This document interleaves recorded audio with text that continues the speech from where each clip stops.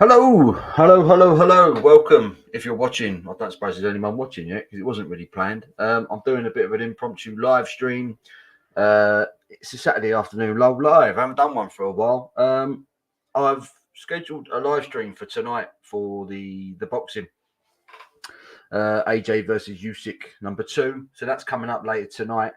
But I had a free afternoon, so I thought I'd sit down, have a couple of beers, and watch a bit of the football, which I've got on next to me, and do a live stream. So if anyone's about in the chat, come say hello, come and have a beer. Let me know what you're doing.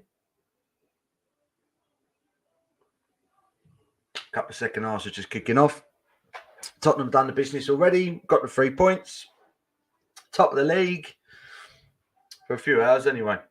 So yeah, I hope you're doing well. Hope everyone is well. It is 4 o'clock now, just gone. Saturday afternoon. Saturday games are just about to kick off second half. We've got Crystal Palace, Villa 1-0. Everton, Nottingham Forest are goalless. Fulham are beating Brentford 2-1. And Leicester, Southampton are currently goalless as well. So, yeah, I've got the Everton Forest game on at the moment, and they're about to kick off second half and that. So, yes, it's a good day of sport today. Massive fight later on between Anthony Joshua and Usyk. The rematch. I don't know how everyone's feeling about that one.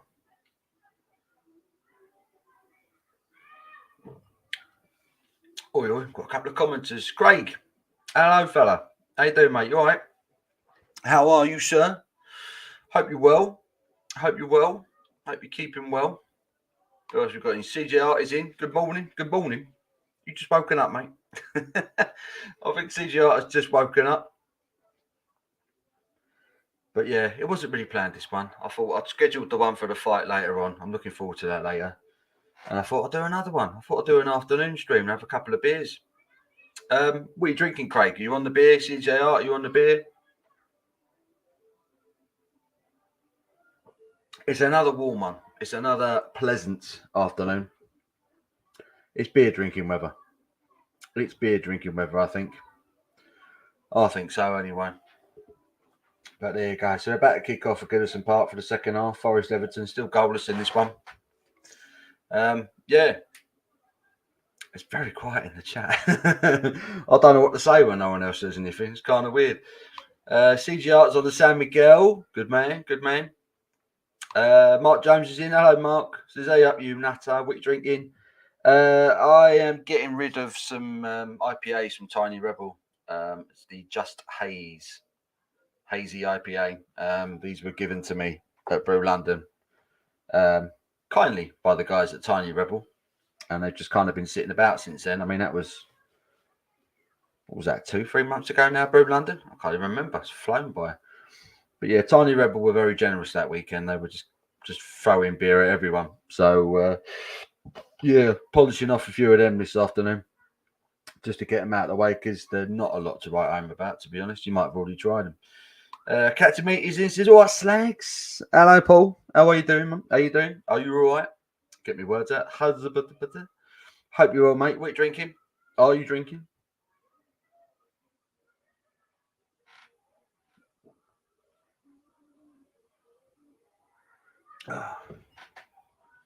When are Liverpool playing? Are they playing today? Or are they playing tomorrow? He says he may open a Rhinebacker. How is Rhinebacker at the moment? I haven't had it for a while. I think since they changed the recipe at the back end of, when was it, 2020, when they changed the recipe. I've hardly touched it since. But I've had 1 or 2 people say it was quite good. Davegna. I hope I'm pronouncing your name properly. Love your channel. Thank you, dude. Thank you very much. This is Monday. Same to you, my friend. Same to you. Mark says, I'm off up to Glasgow on Wednesday to watch Coldplay and then Edinburgh Thursday, Friday night. So we'll be on a hunt for a crafty beer place. So you got to watch Coldplay, have you? Is that up to you or is that down to the wife? Up to Glasgow Wednesday to watch Coldplay and then moving on to Edinburgh. Sounds like a decent Scottish trip. I love Scotland. Captain Mix is looking forward to the fight tonight and Monday. Oh, Monday. Yeah, the Wegner. There you go. He was answering the question. That's when Liverpool play Monday night. I see. Oh, of course, yeah, Man United. Forgot about that. That'd be an easy 3 points for Liverpool, surely. It's okay, not as good, but for 3.29 for 4 ain't bad. So that's gone up a bit as well. It used to be $2.99, didn't it? Was it $2.99 for 4 500ml cans? I'll have to try it. I'll have to give it a revisit because I've heard one or two people think it's not half bad. So I might have to do a revisit and see if it's any good. Mark, since the other half, I figured Coldplay. I used to like Coldplay when they first came out. When they first done the first couple of albums, I thought they were quite good. And then they got famous, didn't they? And I don't know. I just think the music changed. Which there's nothing wrong with that. A band's entitled to change their direction and change the style of their music. But it's literally gone from me enjoying them to not enjoying them. That's my own personal take on them. Just don't do nothing for me. Yeah, he's explaining himself there. They're just confirming. Yeah, Monday night Liverpool game. I was wondering what you was on about. I was like, Monday? I'm glad someone's on it. So who's watching the fight later? Anyone watching the fight? I'm really looking forward to this one. I'm really looking forward to it. Luke, hello son. He's in. How you doing, mate? How are you? How are you, sir? Hope you're well. What you drinking? Are you drinking? Is it a bit too early? What are my thoughts on Brewdog's Punk IPA? It was once fantastic and now it's not.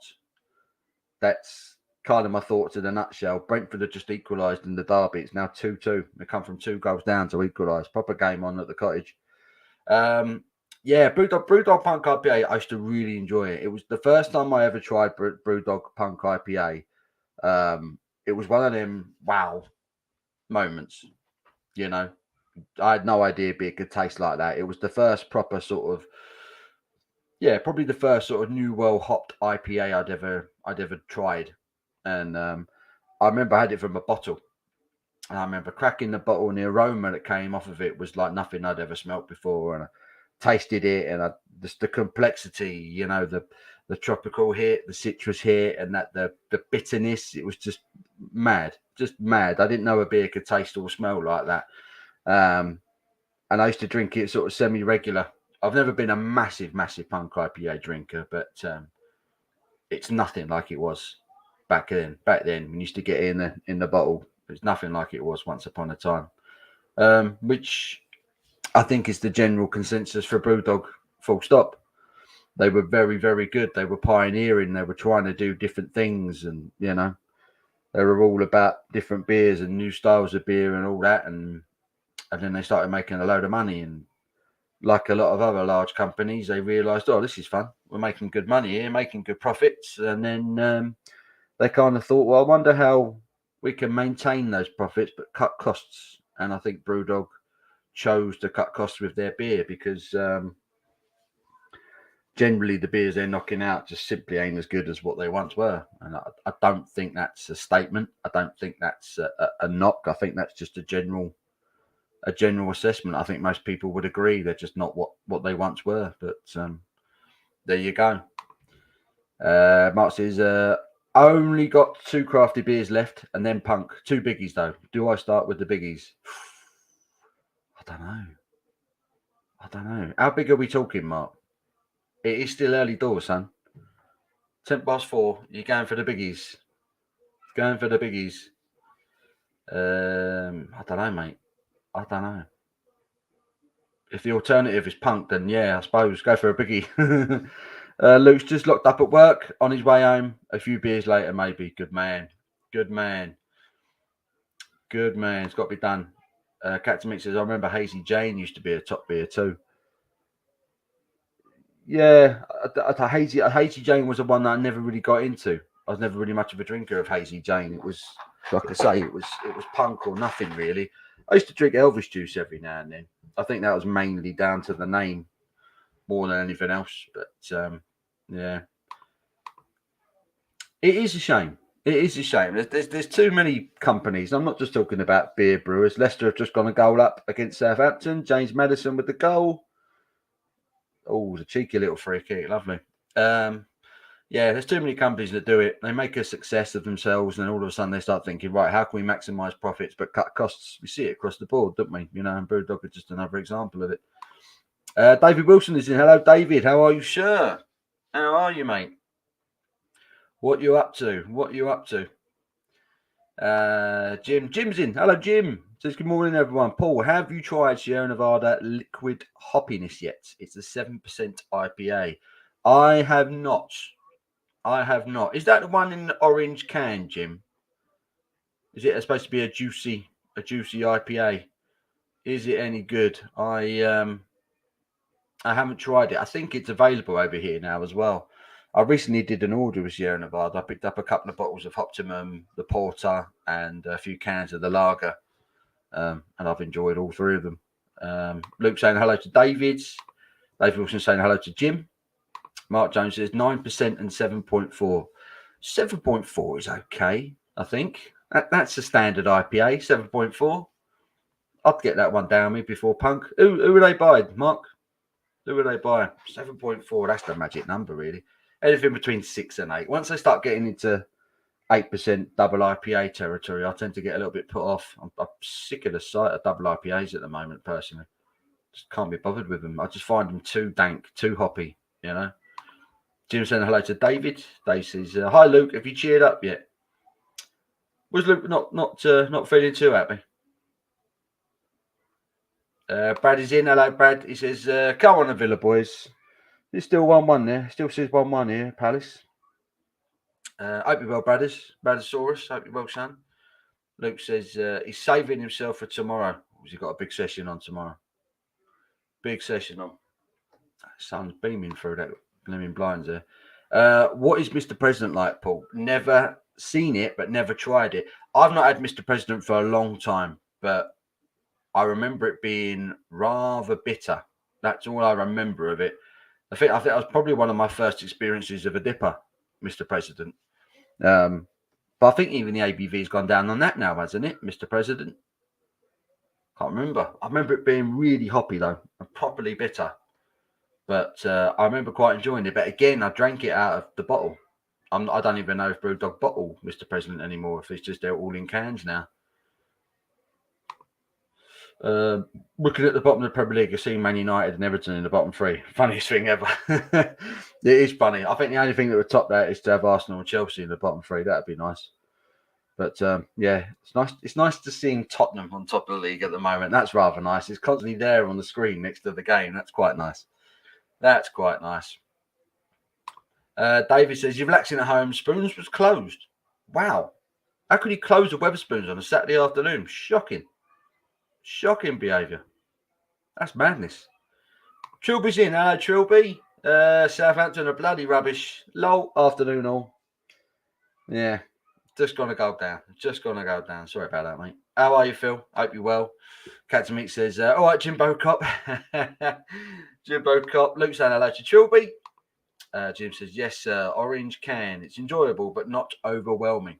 I'd like to give it a go. If they still got some available next time I fancy doing a Sierra Nevada order, I'll probably try a few. But generally, I do like Sierra Nevada beers. Yeah. Brad says, tell me something I don't know. Captain Meat says, hello, Mr. Wilson. David says hello to Phil. Trilby Overlord.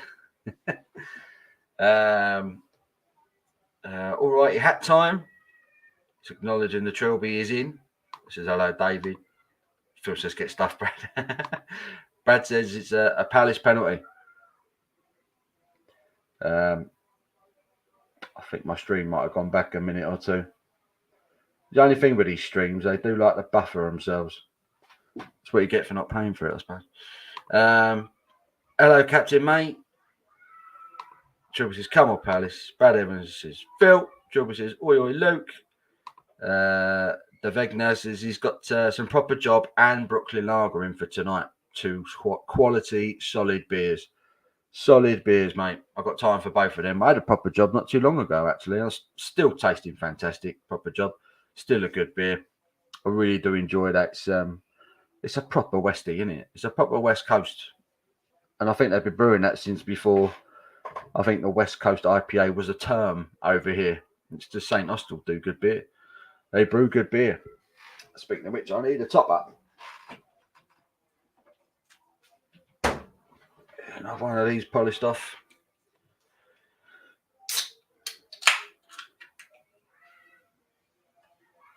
I think I'm watching the wrong game here. It's the only game that ain't got a goal. Cool, that's a lively one.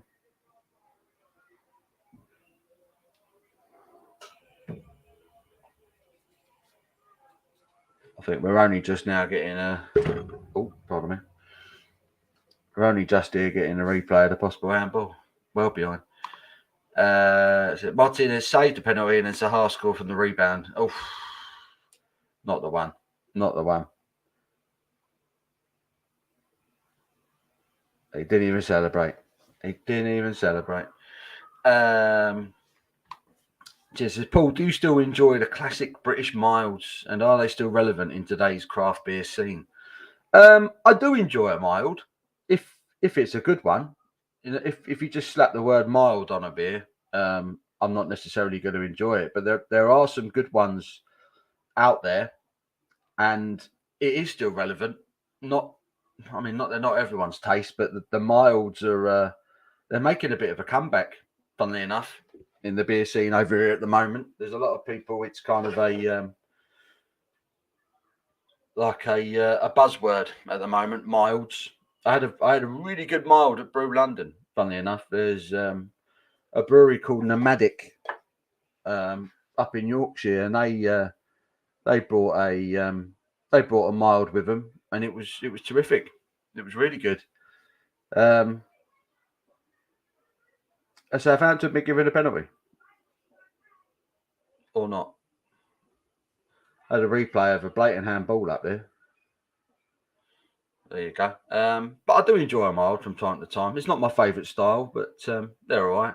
They're all right. David says, Jim, hope to try that Sierra Nevada. UK shop not had any stock yet. Oh, they've not got it in yet. I know they've been advertising it for a while, haven't they? Is it hoppy juice? Is that what it's called? I bought it after the review. Love it. Ah, excellent. I'm glad I influenced you. But yeah, I like Proper Job and Brooklyn Lager. I've always enjoyed Brooklyn Lager as well. One of my favourites, in fact. Big question is who wins tonight? For me, Usyk is too good for AJ. For me, Usyk fighting at different weights gives him the edge. Has better boxing skills. Yeah, I agree. I agree that Usyk's definitely the better fighter. I think he's definitely the better boxer. He's much cleverer than AJ. But I don't think AJ helped himself in the last fight by being way too cagey. He was just far too standoffish. Yeah, I think Usyk goes in favourite tonight. But I just want to see AJ try and throw some bombs. Just go. Just throw punches at him. Go for him. If you get knocked out, you get knocked out. But what's worse? What's worse, getting knocked out or losing on points, knowing that you probably could have done more? You know, I think AJ's got to go for it tonight. That's why I'm really excited because it literally could be two blokes just exchanging blows, and I always love it when there's that kind of optimism, when there's that kind of fight on the line. It's different with Tyson Fury fights. I don't really enjoy Tyson Fury fights. I admire his boxing skill. Technically, he's superb. He seems to know when to move, when to strike. He's such a good boxer, but I never find his fights all that entertaining. Whereas when you're at a fight like AJ and Usyk, for that matter, Usyk can pack a punch, but Usyk's got that technical ability. He's got that movement. You know, AJ's gonna have to do something. He's got to change it up tonight. He's gonna have to. He's got to go after Usyk. He's got to put the pressure on him because it was who was it who fought Usyk and they went after him. They proper went after it. Wasn't Wilder, was it? It wasn't Deontay Wilder. Someone had a row, had a fight with Usyk a couple of years back, and they proper went for him, proper lent on him, proper went for him, and it put Usyk under pressure a little bit. I think AJ's got to go for him. AJ's got to go for him. I think the first couple of rounds are going to be really important tonight, but I think it's going to be a cracking fight tonight. I'm really looking forward to it. Really am. Marwood's in. Hello, mate. It says, "Oh, Paul, nice to see you, mate. Nice to see you too, my friend. How are you?" David enjoys a mild. Very rare these days. Yeah, it's like I say, it's a style that Chisora, that's it. Neil, thank you. Chisora, he had a fight with Usyk not too long ago, and he went for him. He was aggressive. He threw punches at him. He gave Usyk something to think about, and it was a really good fight. I think he's got to do that because it troubled Usyk a little bit. I think AJ's going to have to do that because he's certainly got the power. He's certainly got the power. One's a Vault City actually got given Iron Brew Extra. Ooh, I had the Iron Brew Sour, and I'm not a fan of sours, but I had that Iron Brew Sour at Brew London and actually quite enjoyed it. I wouldn't mind trying the extra one. Actually, 8%. Northern Monk. Always got one of the patrons beers. Ooh, Citra, Equinox, and Simcoe. That sounds banging. That sounds banging. You couldn't really have two sort of different beers there, could you? I don't know. I fancy a go. I wouldn't mind knowing what the Iron Brew Sour is like, actually. The extra Iron Brew Sour. Is it extra sour or extra Iron Brewy? I don't know. Neil reckons AJ's getting sparked. Might well be that's the case. Mark Jones says end of career if AJ loses.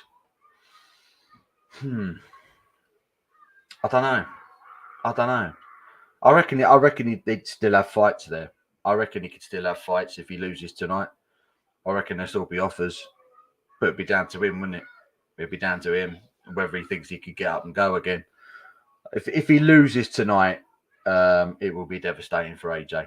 Unmistakably, it would be devastating if he loses tonight. But I think he knows that.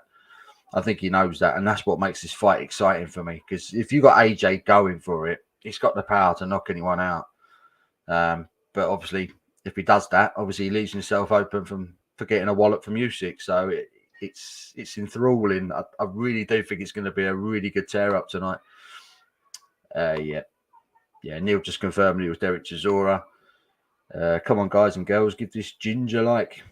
Yeah, give it a thumbs up if you want to give it a thumbs up. It all helps. Do you have a favourite independent local pub?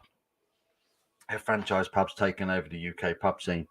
Not yet, not quite taken over, but a lot of them are chain pubs now. A lot of them around my way are chain pubs, unfortunately. But funnily enough, my nearest pub is actually a restaurant, but they have a bar and they sell beers. So that's actually my local.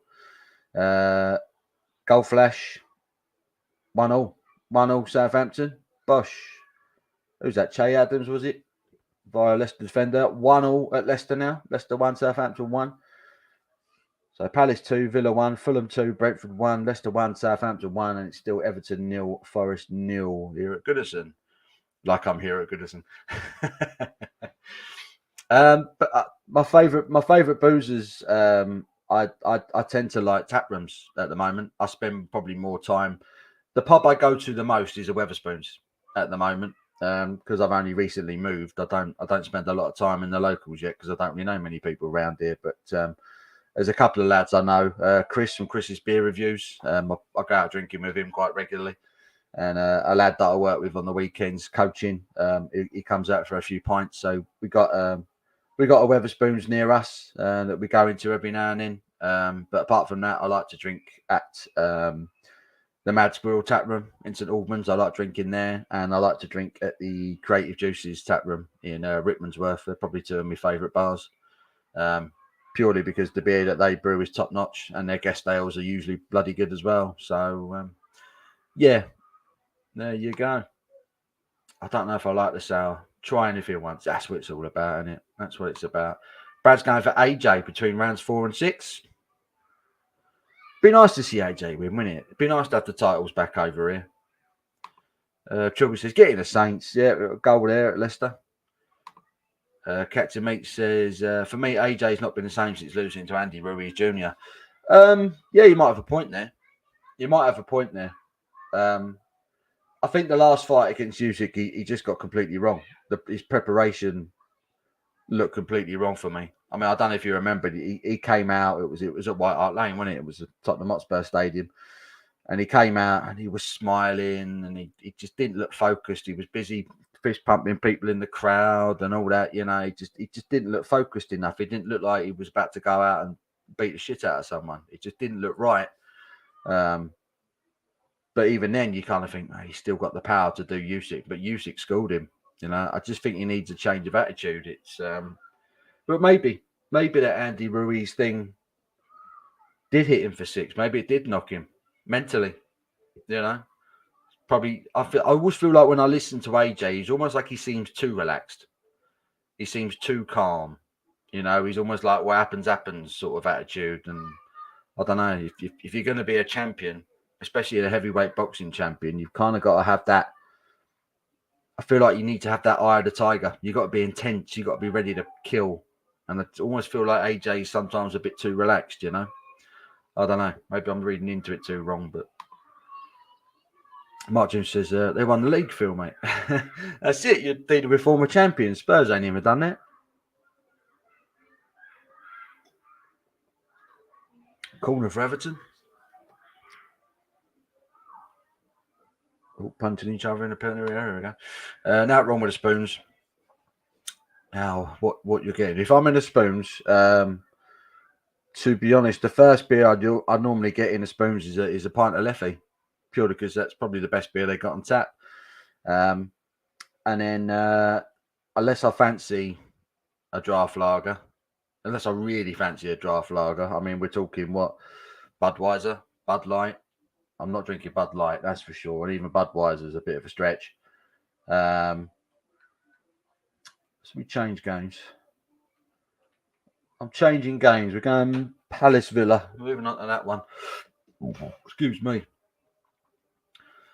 Leffy Blonde is probably the first pint I get in the Wetherspoons, and then I tend to move on to the bottles. I was talking about Brooklyn earlier. They do the Bombers, and I think they only charge about, is it £2.50 for one of them big bottles of Brooklyn? Who's going to get sacked first, Rodgers or Lampard? Do you know what? I think Rodgers. I think there's something seriously wrong at Leicester at the moment. Just feel like Rodgers ain't. I might be wrong, unless you're a fly on the wall. You don't know, but Leicester ain't got any money, have they? They can't go out and buy players. They're not prepared to sell their best players, you know, which is admirable. But I just kind of feel like Rodgers looks like a frustrated man at the moment, Brendan Rodgers, for me. I don't know, Lampard, I wouldn't be surprised either. I'm just not sure he knows what he's doing. I think he just looks out of his depth. I watched Chelsea when he was in charge of Chelsea, and they were a mess. And I've watched him a few times now, his Everton teams, and they just look a mess. You know. Mark was delivering near Rickmansworth Tuesday. Ah, there you go. Nice part of the world, Rickmansworth. Nice little place that. They've got the most expensive bottle shop you've ever been to in your life, though. I walked into their beer shop a couple of weeks ago, looked at the prices, and I pretty much walked out again purely because I knew I could get. Oh, what a goal that is! What a goal that is for Palace! Goodness me. 3-1 Palace. That's a great goal. That's a properly, really worked goal. Lovely interchange down the left-hand side. He's whipped in an absolutely beautiful ball. And who's that finishing? Is that Edouard or whatever his name is? Is that the lad they signed from Celtic? That's a cracking goal. Jim says Simon seems to like Wetherspoon's grub. Have you had a try? I have. I've had some of their food. It's all right.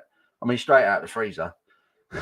Straight out the freezer onto your plate, but it's the prices. You can't argue with the prices. You can get a dinner and a pint in the Wetherspoons for less than a tenner, I think. Is it $8.99?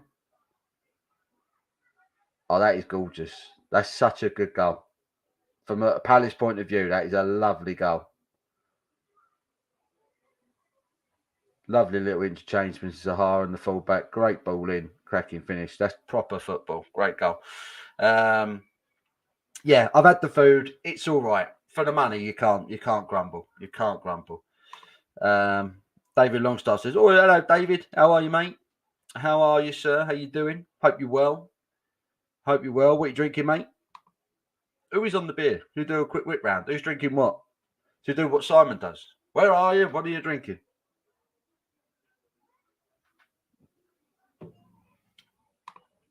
Croxley Green, place called Scorpio. Croxley Green. Doesn't ring a bell. Doesn't ring a bell. James White saying, Gerrard, is that the next one to get sacked? Stevie G, I'll tell you what, it's not a good scoreline this for Villa. Cat to me says, it's a big question, Paul. Have you watched the Arsenal show on Amazon? I have not. I have no interest in watching that. Anything to do with that club, I will not spend my time watching, that's for sure. They're a banter football club as it is without me having to watch them. James White said, Gerrard will be out soon before Lampard or Rodgers. That's an interesting shout. I don't know what the results are like. The results are like since Stevie G took over at Villa in general. Was I watching Villa last week? I think I was watching. Who did Villa play last week?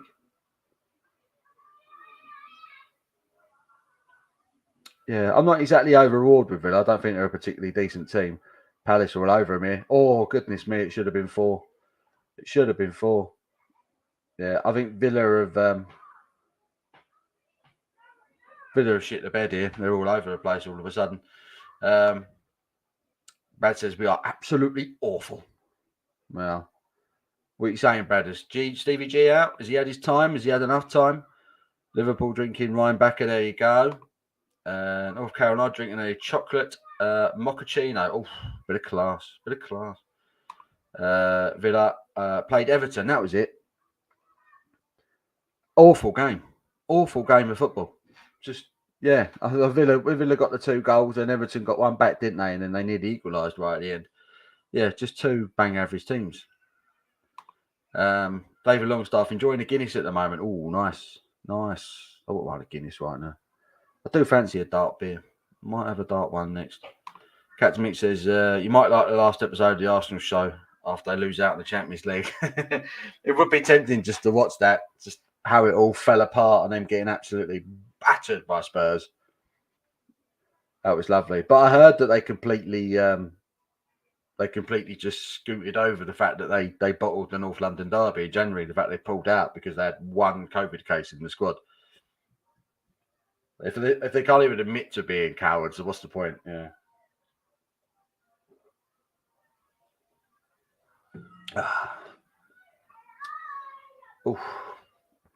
Villa trying to get back into it. Brad says, no, I personally would keep hold of Gerrard. We need a few more signings, maybe a number 8 and a decent centre half. Do you rate Tyrone Mings? Do you rate him? He gets his nut on a lot of balls, doesn't he, Tyrone Mings? But apart from that, I'm not really sure how he's... I certainly don't think he's England international, Tyrone Mings, that's for sure. Joe Biden Dentures, a $5 super chat. Thank you, Joe. How are you, sir? Congratulations on the success of the channel. Ticking along nicely. Will you be doing more Oktoberfest beers this season? Absolutely. Oktoberfest is my favourite season of the year when it comes to beers. They're just the best beers in the world. I love German lagers as it is, but some of the festival editions, they just go up a notch. They just take them up another level. I had some stunners last year. Anyone who's thinking of getting Oktoberfest beers this year, go to Trembling Madness. They do an Oktoberfest mix pack every year. And honestly, it is like the best 30 quid you'll ever spend on beer. Genuinely, it's like the best 30 quid on beer you will ever spend. Every beer in that box is quality, like top quality. Yeah, I will definitely be doing more Oktoberfest beers this year. I cannot wait to see this year's iterations of them. Last year, Paul Larner's Oktoberfest was a thing of beauty. Weihenstephaner, again, just one of the best beers I've ever drunk. I cannot wait. Thank you again, Joe Biden, for that. Top man, really appreciate that. James says, on the perfect draft, Michaela, Game of Thrones Pale Ale, and it's shit. Yeah, I've avoided those. Don't get me wrong, I love Game of Thrones, massive fan. Really looking forward to the new one that starts Monday. The name completely eludes me. Was it Blood and Fire? Something like that. It's about the Targaryens, isn't it? Excuse me. But yeah, gimmick beers tied in with films and things like that, they're normally garbage, aren't they? All them Peaky Blinders. Peaky Blinders was another show that I really enjoyed. And all the beers that were brewed for that, garbage, generally. Garbage. Brad says, not a fan of Mings. Too many errors in his game. Don't think Gerrard fancies him either after taking the captaincy off him. Oh, did he really? Did he really? That's controversial. That's controversial. Didn't realise he stripped him of the captaincy. Wow. Who's captain now? Who's captain of Villa? Is it McGinn or something like that? Who's got the armband on? I'm looking around trying to see who's got the armband on. Can't see from here. Jim says, hello, Joe Biden. How's your long vacation? Is he on vacation? Nice. Captain says, by the way, Paul, what did you think of Dublin? To be honest, mate, I didn't spend much time in Dublin. I got there early morning Wednesday. We had the Guinness tour booked in, but we literally jumped on a train up to Belfast. We was on the train to Belfast by about 5. So unfortunately, I didn't really get to enjoy Dublin. But I'm really looking forward to getting back there. Because, like I say, it looked lovely. I had a banging cup of coffee whilst waiting to get into Guinness. Oh, it should have been 3-2. It really should have been 3-2. Yeah, House of the Dragon. There you go. Paul's got it. Yeah, Belfast, though, I loved. I spent a bit more time in Belfast. I went on a pub crawl in Belfast on a Saturday afternoon a couple of weeks ago, and it was fantastic. The pubs are beautiful, and the range of beers, surprisingly decent. It wasn't just Guinness. It wasn't just Harp. There was some really good beers on the show. I was drinking some cracking craft stuff. And if anyone's ever going to Belfast soon, check out Ball House. They're a Belfast-based brewer, and they've got their own tap room, which is recently opened. And if you do go, say hello to James. So Paul says hello. Great beers at Ball House. I didn't read all that, did I? The Porterhouse is an amazing bar. Did you go to the Temple Bar? Guinness Factory tour is amazing. Yeah, all I did was Guinness, mate. All I did was the Guinness tour. That's all I had time for, unfortunately. But yes, I do need to get back to Guinness. I've been told I've got to go to Gravediggers as well, because apparently that's the best Guinness in Dublin. So yeah, Joe Biden says, yeah, Martzen is one of my favourite styles. Look forward to the Oktoberfest beers every year. Absolutely. John McKinn, he's got the captaincy, is he? House of the Dragon, yeah. McGinn was my captain. Joe Biden says, Jim, good to see you. Doing great. Busy. Back in the day, I used to enjoy a Marzen beer from Gordon Bush. Is that how you pronounce it? Bush? Gordon Bush.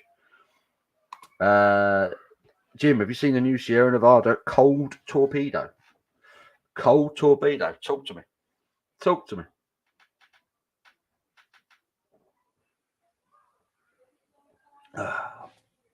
Torpedo's an absolute classic.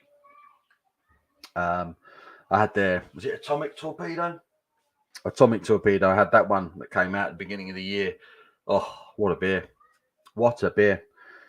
I got a cold bottle of Optimum in the fridge as well. I'm tempted. It's only 11%. I'm tempted. I only want to have a couple of beers this afternoon before the fight later on. I'm being mad. I'm doing the live stream from 9 o'clock this evening. If anyone's watching the fight and they fancy doing a bit of running commentary and watching along and having a beer with me, I'm going to be on from 9. We're going to be enjoying the build up to the big fight, watching some of the undercard. Joe Biden's dentures. Yes, sir. Recently, I've been enjoying Sierra Nevada Liquid Hoppiness. New release. So, Cold Torpedo is the special beer in the latest Sierra Nevada mixed 12-pack. We don't get mixed 12 packs over here. We get your sloppy seconds, basically. Whatever the Americans leave for us, we get sent over. But I do enjoy Sierra Nevada beers. Love them, in fact, a bit too much.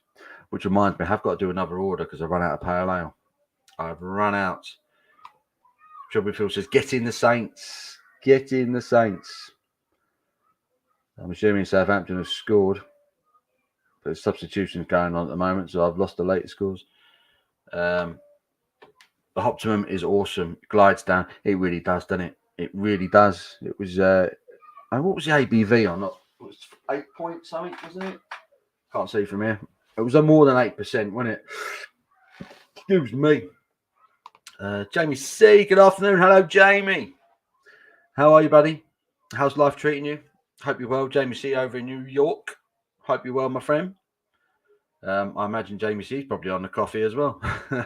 Bit early for a drink, is it? James White says the Paulaner 6% Oktoberfest is great. Bit more citrus and just the usual great stuff. Yeah. I did a crate of that, the Paulaner one last year. I had a bottle that came in my Trembling Madness mix pack. And then Majestic Wines, so a wine company who sells certain beers, then got in the crates. So I bought a crate of it, and me and our friend John, we polished that off at my anniversary party last year, and didn't have a hangover the next morning either, which was nice. Love the Paulaner Marzen, buy it every year. Yeah, it's a belter, absolute belter. As was the Vine Stefana one last year was just quality.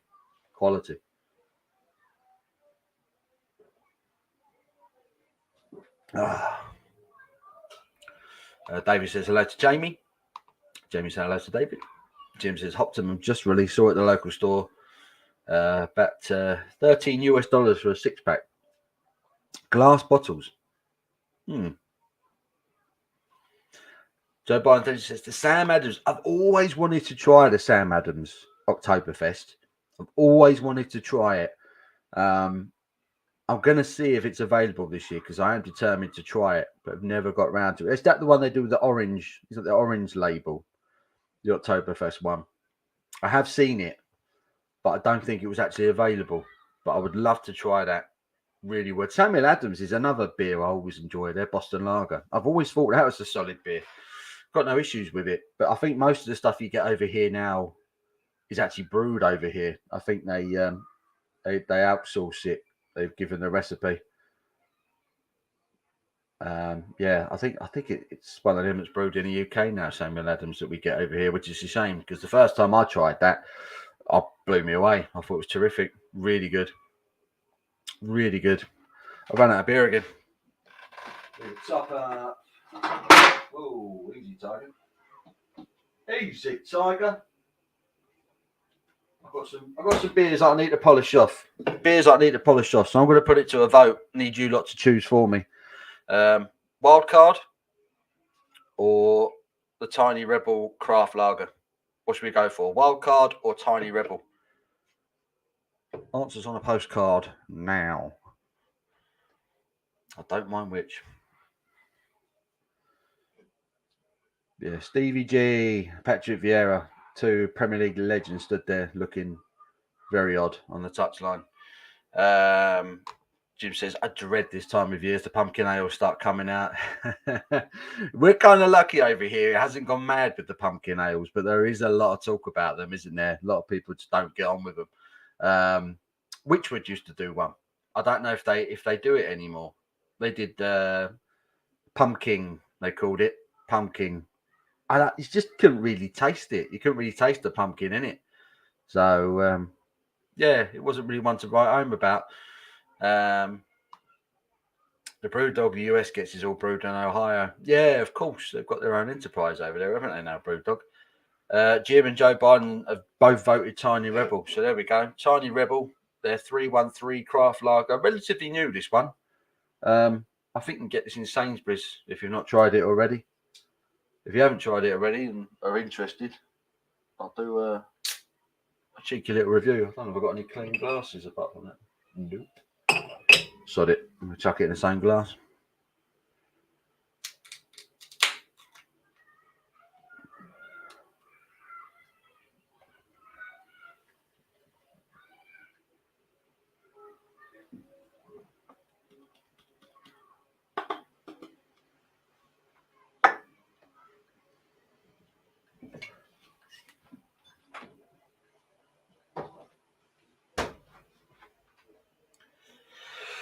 So we've gone for Tiny Rebel. 313, 4.6% craft lager. It's slightly hazy. Touch of carbonation to it, hanging onto a one finger, tight, foamy white head. Aroma. Malty, quite a nice bready malt touch to it. Touch of citrus, slightly sweet sort of lemon.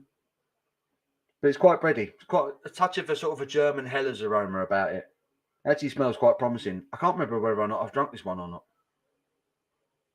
Let's have a go.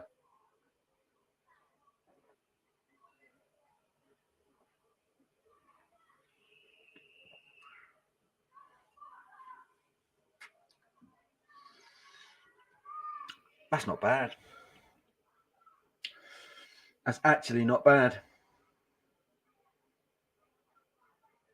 That bready malt flavour hangs around. It's crisp, it's refreshing. That sort of slight sweet citrus touch hits you straight away. It doesn't hang around long though. But that touch of slightly sweet bready malt hangs around. That's not bad at all. You don't expect much from a Tiny Rebel from a lager, but I kind of get the feeling that they've actually made a bit of an effort with this one. It may have even been lagered for longer than a couple of days. But that's not bad. 4.6. James said had a Schneider Weiss a Ventinus Icebox last night. Wow. Incredible stuff. Is it Schneider Weiss? Is it their number 7 that's the Weizen? Is it a number 7? The kind of readily available stuff. Sainsbury's sell that one as well. Well, my local one does anyway. Never been all that keen on the Schneider Weiss beers, but then I've not tried any of their box or anything like that. So I've had their number 7. I had their Fest beer or Fest Weizen last year. That one was okay, but it was one of the weaker beers in the Oktoberfest box last year. Schneider Weiss. I haven't had a Schneider Weiss beer yet that's blown me away, but I might have to try that one, James. That sounds a belter, mate. Joe says we have a huge Halloween party. Every year I drink one pumpkin beer and then regret it until the next year. We just don't get them. We just don't really get them. We get it not readily available. I mean, you can look for them.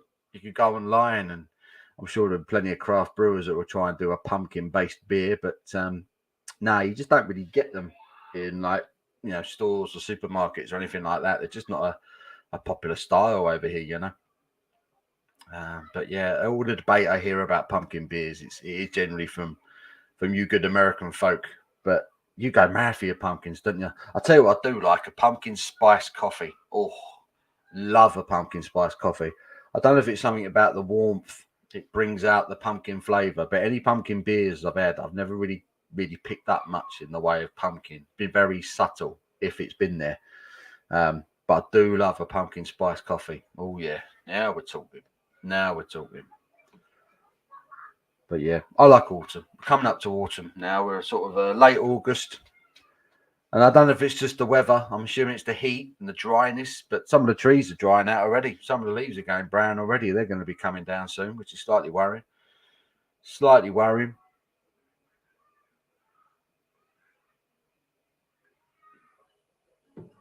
Palace 3, Villa 1. We're to the first minute of added on time. 4 minutes been added on. So looks like Palace are getting the 3 points there. Every brewer does a pumpkin beer in the fall. Every single one. Dear, you can feel it in the way that Joe's typing it. It's just like done with pumpkin beers. Done with them. Oh dear. So your opinion then on the Sam Adams one? I'm assuming you're not in favour. of the Sam Adams one.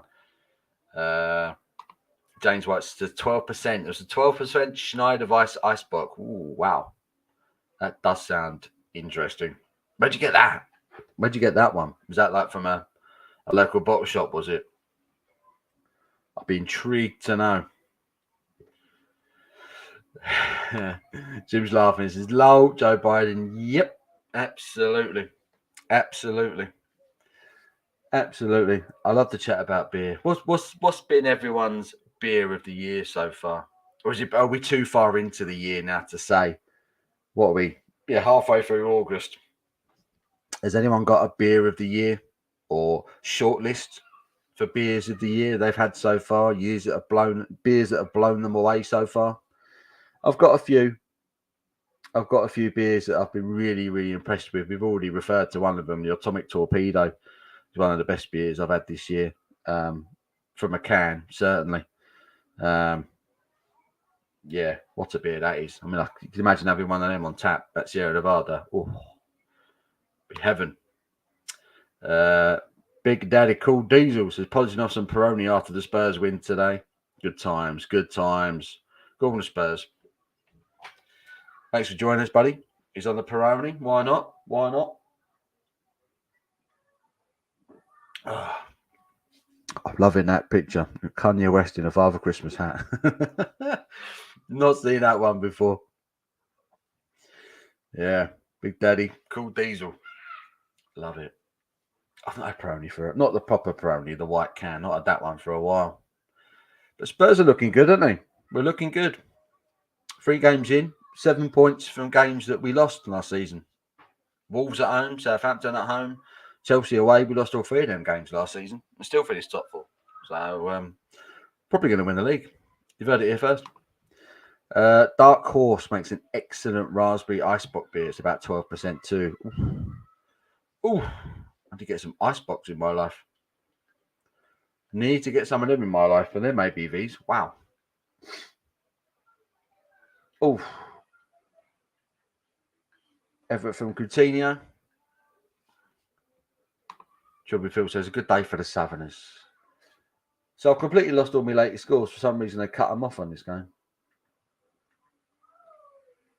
All over at Selhurst Park. Palace have beaten Villa.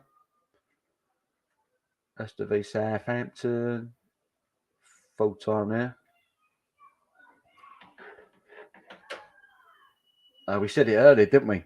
We said it earlier. For me, the price. For me, for the price, the Love Lane Stout that was at Lidl. Your beer of the year. Wow, that's a big shout. That is a big shout. Oh, it did finish 2-1 Southampton. Goodness me. 2 goals from Che Adams turned it around. We were talking earlier, weren't we, about Brendan Rodgers? Pressure's going to be on. The pressure is on. That is a bad one.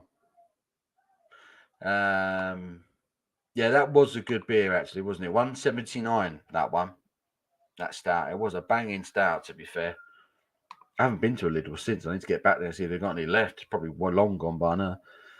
Shiner did a honey pecan porter that was a 10 out of 10 beer for $9. A 6 in bottles. Oh, wow. Blimey. That sounds like a deal. That sounds like a proper deal. I've got my beers. There's a shelf. Third one down. Sort of my favourite beers of the year. I've got the Atomic Torpedo, which is up on top with all the other Sierra Nevada ones. What else? I've got Wanna Go to the Sun Pale Ale by Lost and Grounded. That was a stunning beer. If you've not had that one, Wanna Go to the Sun by Lost and Grounded. Great beer. There's an IPA there from Pomona Island, which is called What Were You Doing on Thursday, Clive? Random title, but Pomona Islands do some beautiful IPAs. I've also got a New England IPA from Lock 81, who are a local brewery to me. That was banging. That was really good. What else? Roundhouse Dormouse, Bavarian Lager by Mad Yank, another local brewery to me. That was stunning. Eastern Edge. Oh my God, how did I forget about that? Eastern Edge. The Sierra Nevada Adams collaboration. What a beer. What a beer. Stunning beer. Death by Northern Monk this year. Really enjoyed that. And I've got King of the Woods by Left Handed Giant and Polhala, which was a collaboration. I think it was pistachio and honey stout. Oh, amazing. Amazing. So I've had some crackers already. Jim says, Paul, did you see on YouTube when Harry gave Dave Portnoy a Spurs jersey? It was pretty cool of him. Didn't see that. Didn't see that. I know Harry Kane was on.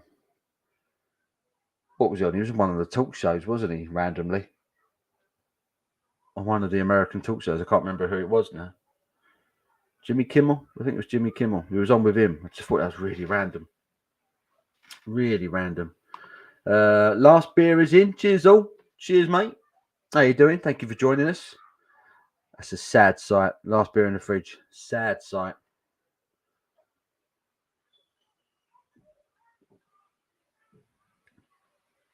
Anyone else? Any banging beers that they want to give a shout out to? Any obscure breweries that have done beers that have... I'm trying to adjust my chair without falling off. Any breweries that have done some absolutely stunning beers for you that have gone off the radar a little bit? Let us know. Because obviously if you're drinking regional beers, because a lot of us probably wouldn't have had them. And our American friends drinking these amazing American beers that we just really struggle to get hold of. Oh, that's a great finish from Che Adams for the second one. Lovely finish. Fair play to him. Joe Biden says Sweetwater, Sweet Georgia Brown Ale. Ooh, Sweet Georgia Brown. I've never heard of Sweetwater. Never heard of Sweetwater. Whereabouts are they from? Where is Sweetwater from? Are they based in Georgia, or did they just literally just call it Sweet Georgia beer for the name? Never heard of Sweetwater. I'm hearing amazing things about Treehouse. I've been told that I've got to go and see Treehouse Brewery when I get over to the States. Last beer said, I had a 2013 sour blonde ale aged in oak barrels by the brewery last weekend. Oh, wow. Goodness me. So that's a 9-year-old sour blonde ale aged in oak barrels. Oh, wow. That sounds mental. I can imagine the flavours on that must have been out of this world. Goodness me. But do you lose? Oh, I imagine you would lose sourness, wouldn't you? If you aged a sour beer, would you lose the sourness? Would you lose the potency of the sourness in that if you age it? Surely it wouldn't add to it. I don't know. I don't know the science. They are in Georgia. Jim says, yeah, Sweetwater IPA, pretty solid out of Georgia. There you go. Georgia. I've never heard of them. We have to look out for them. Sweetwater Brewery out of Georgia. Sounds good. Another name for the list. Who's got the late game today? Does anyone know? Anyone know who kicks off at R5 today? Last bit says it was still very tart. Feel it in the back of the cheeks. My wife likes a sour beer, and every time she says, "Yeah, I'll try that," I'll just do this stupid sour beer face. I can't help it. I can't get on with them. Cannot get on with them. I've had a couple of people asking for sour reviews purely because I don't do them. So I said to Abby, "You're gonna have to start doing some more videos with me because I can't drink a whole sour to myself. It's just gonna be a waste, you know."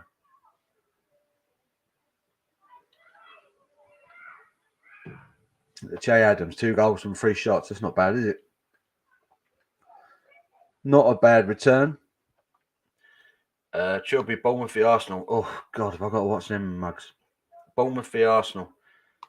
Alan says, way down. It just popped up in chat. Bournemouth and City. Bournemouth and City. Is it Bournemouth? I'm assuming it's Bournemouth. I know Arsenal were playing, aren't they? Are they playing late today? There you go. Bournemouth v Arsenal. I'm assuming that'll be on Sky, won't it? What's the time? 5 o'clock. All these are finished. So let's change channel.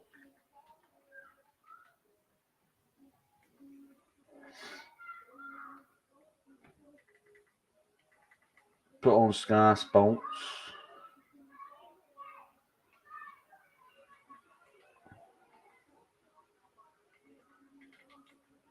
Boom.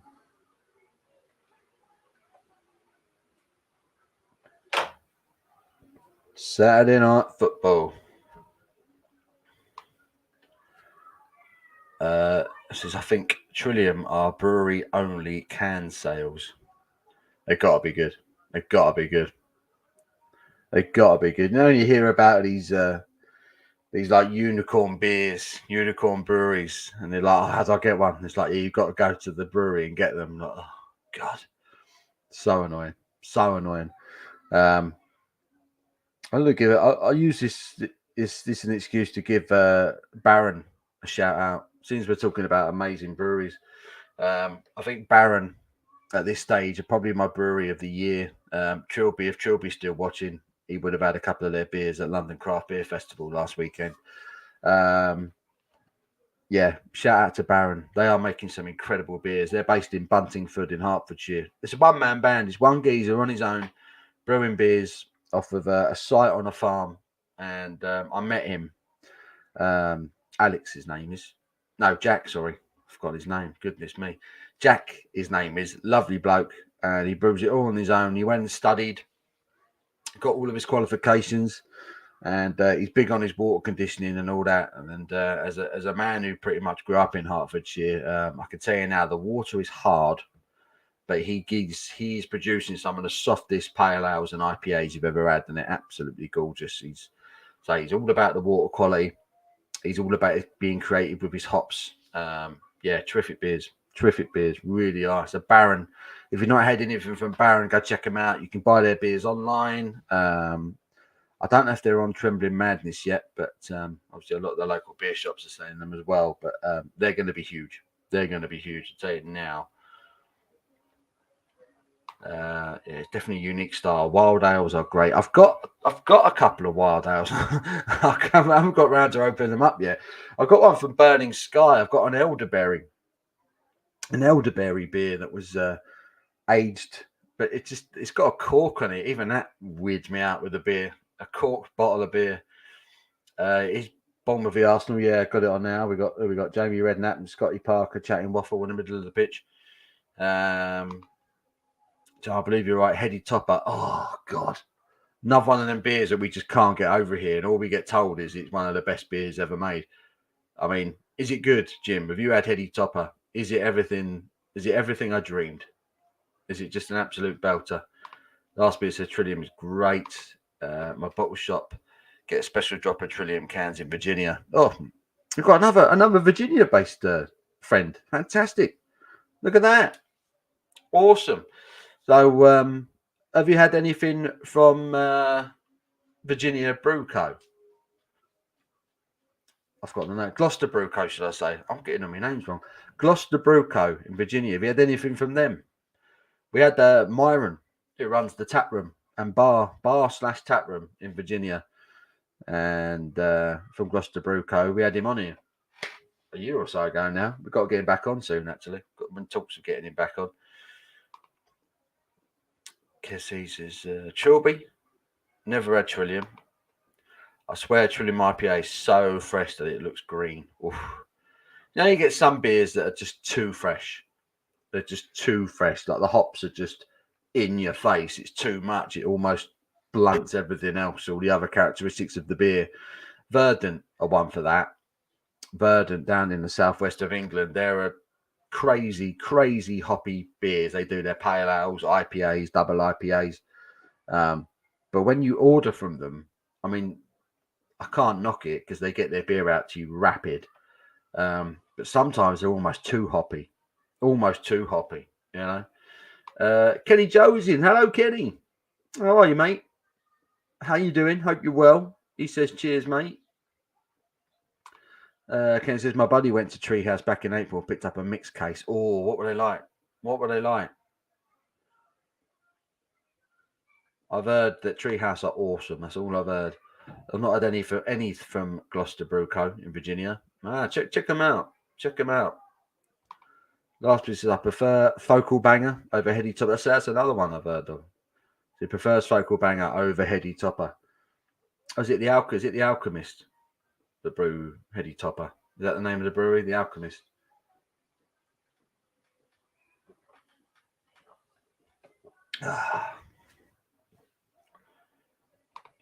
Joe Bond says, I know what you mean about too fresh. I'm glad someone does. Yeah, I had yes, Joe. Yeah. Almost hot. There's like a spicy, almost like back end flavour. You get like hot burn. It's just they're too fresh. I bought some beers directly from Verdant a few months back, and the beer was literally canned the day before. It was like the quickest turnaround I've ever seen in my life in terms of a canned product. I had never had a beer before that had been canned that close to me actually drinking it, and it was just too fresh, and it was a dipper. Yeah, I'm pretty sure it was a double IPA from Verdant. And honestly, I was drinking it, and the heat from the hops, there was a hop burn to it, and it was just numbing all my senses, and I couldn't really pick up all the nuances to it and then the intricacies of the brewing. It was soft in the mouthfeel, I know that much because it's Verdant and that's what they do. But the hoppiness was really overpowering, and I had to leave. I had another one. I bought two of each, and I had to leave it a few weeks to let it settle before I could go back to it because it was just spoiling it for me. Excuse me. Jim says last beer, have you tried Sipper Sunshine? It's incredible too. Sipper Sunshine. That's a good name for a beer, isn't it? The Treehouse ones were great. Had very green, very hazy King Julius, and some others. How many Julius is there? Julius, King Julius, and some others. Sound juicy. Super fresh beers. Had that hot burn. I like it. Yes, absolutely. It is. It's like an oniony, garlicky, like herbal, kick to them. It's just too much, isn't it? For me, it just puts me off. You just feel like you need to kind of keep them in the can in the fridge for a few more days, or maybe even a week or something, just to kind of let them settle down, I do like hoppy IPAs and things like that, and the New England styles and stuff like that. But yeah, when they're fresh, they can be just too much, great beer, Jim. So he's had that one. Sip of Sunshine. Alessio's in. Hello. Says hi, Paul. Hope you're good. Popping on before the fight on the ciders this evening. Oh, why not? I'm going to be doing a live stream. I'm going to be back, Alessio. I'm just going to do a couple of hours just to pre-fight stream, a pre-fight low live, and then I'm going to be back at 9 o'clock. We're going to be doing a watch along. I might have a few guests come on, say hello if anyone's about. And we're going to watch the fight. We're going to watch a bit of the undercard and get ready for the big event. I think that the fight is due to kick off about 11 o'clock our time. So it is still going to be a late one, but at least it's not 7 o'clock in the morning when they actually start fighting. But looking forward to it tonight. So, yeah, anyone in the chat who haven't heard it already, 9 o'clock, we're going to be back here. Another low live. There's going to be a later one. We're going to be watching the fight. And hopefully we're going to be in for a classic heavyweight bout because I'm really looking forward to it. Joe Biden, exactly. Super fresh, hoppy, green onion vibe. Absolutely. Yeah, really is. It really is. And the more you have it, you're like, yeah, it's that unmistakable. I feel like it's just been pulled straight out of the ground. It's too much. Jim says, right, Joe, kind of like a piney green onion bite. Yeah, that's always what it feels like sometimes when you're taking a bite out of an onion, straight out of an onion, or you're biting the end off a spring onion. I enjoy some of the beers I've had from Pahala. They have do some good beers. I say one of the beers of the year I've had was a collaboration that they got involved with a brewery called Left Handed Giant, who are based down in Bristol in the West Country of England. And good beer, really good beer. Really good beer. I'm going to have another one. I fancy a dark beer. What should I go for?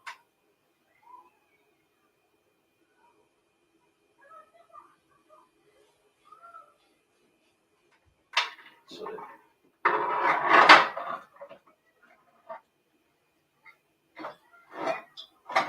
I'll go for this one. I'm going to enjoy a local one. This is a local brewery to me called the Chiltern Brewery. And this is their 300s Dark Old Ale. And this is coming in at 5% ABV in a 500ml bottle. Proper country, traditional English dark ale. So we'll get stuck into this one. I'm drinking this one. I'm going to give this a quick rinse. I'll be right back.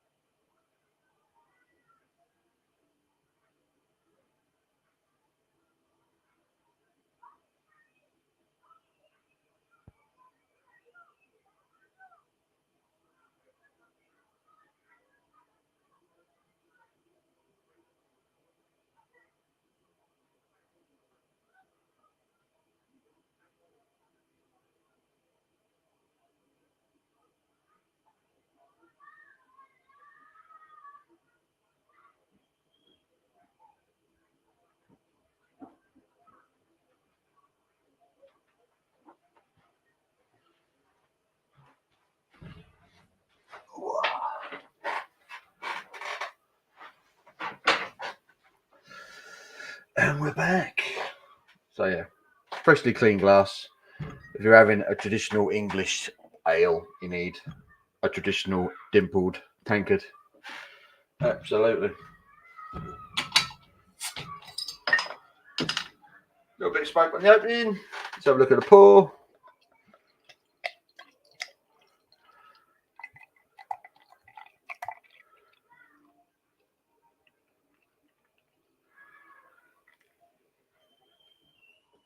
That looks all right. So 300s, dark old ale. Ooh, that's a nice toffee aroma coming out on that one. I had a couple of Elvis juice. 6% does catch up with you. Yeah, that's it. When you do sneak a few, they do catch up with you. I've had 3 beers so far, and they're all just under 5%. So I'm trying to be sensible. I've got a crate of Warsteiner. I've got a really good deal. Local shop was selling Warsteiner in a crate, and there was 12 bottles in there. They were charging £8.79. I thought, why is it so cheap? So I pulled the box out, looked at the date, and it had the end of July. So it's just gone past its best. So I took it up to the till and I said, "What's the best price you'll do on that?" And he goes, £6. And I went, "I'll give you £5. Round it up, £5." And he went, "Go on then." So I got 12 bottles of Warsteiner for £5. Best day of my life. So happy. Absolute bargain. So I'm going to be on the Warsteiners later on. Paul, have you had any Northern Monk beers? I've got a few from them, mostly collab beers. Yeah, I've had a lot of Northern Monk beers. Solid brewery up in Yorkshire. In fact, I've got a Northern Monk in the fridge behind me. I've yet to drink. That was a collaboration as well, funnily enough. Simon visited the Left-Handed Giant Brewery in his Bristol tour. Place was massive, very impressive. I haven't watched that video yet. I'm gonna have to have a look at that one. Simon's starting to go on his adventures, isn't he? Starting to branch out a bit. He's hitting the road, which is good. A bit of originality to his content, which is good. Let's get a load of this then. It's got that lovely toffee caramel aroma you'd expect from the style.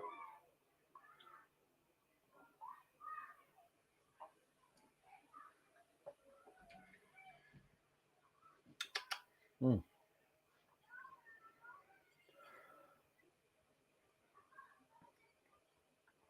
Oh, that's not bad at all. Nice little bit of bitterness on the back end, which I wasn't expecting. Nice, malty, hoppy bitterness on an ale. Very nice. Had the Infinity Polar Vortex Triple IPA. A 10% Infinity Polar Vortex. That just sounds scary, doesn't it? Triple IPA with a name like that. Infinity Polar Vortex. It's going to blow your face off. Sounds awesome. Sounds awesome. Joe says you negotiated beer prices. You're my hero. That's the thing. That's the thing. Even if it's only like a couple of days past its best, legally, they shouldn't be able to sell it. They shouldn't be able to sell it to you. They definitely can't be asking full price for it. So I was like, if I can get it for a £5, I had like a £5 note in wallet, so I didn't even have to get my card out. So I was just like, would you take a £5 for it? And he was like, yeah. And I was just like, 12 bottles of a really good German Pilsner. 12 bottles for a £5. Laughing, mate. Laughing. Lee W says, afternoon all. Hey, he's back from holidays. Of course he is, on his hollybobs. Just got back from Greece midweek. Got me a big dollop. Oh, no. Oh, you're kidding me. You're kidding me. Oh, God. Sorry to hear that, mate. Dear, oh, dear. Well, it serves you right for licking lots of Greek people's faces, I guess. Is that why you got sick? I don't know. Have you got it badly? Are you feeling awful, or are you have you had a positive test and you're just kind of keeping your head down? Paul, which would be worse, having to go watch Arsenal for a season or drinking Bud Light? Having to go Arsenal would be worse. I'd rather kill myself. I'd rather die than go watch Arsenal every week, to be honest. I'd happily drink Bud Light in replacement for having to go to that dump and sit there with all them weirdos. Yeah, easy question. Got to give me a better one than that, Paul. Hey, this goes in and says, oi, oi, afternoon, beery folk. Happy damn punchy canvas dancing beers. Cheers, Disco. Are you having a beer, mate? Are you drinking with us? Have you started early?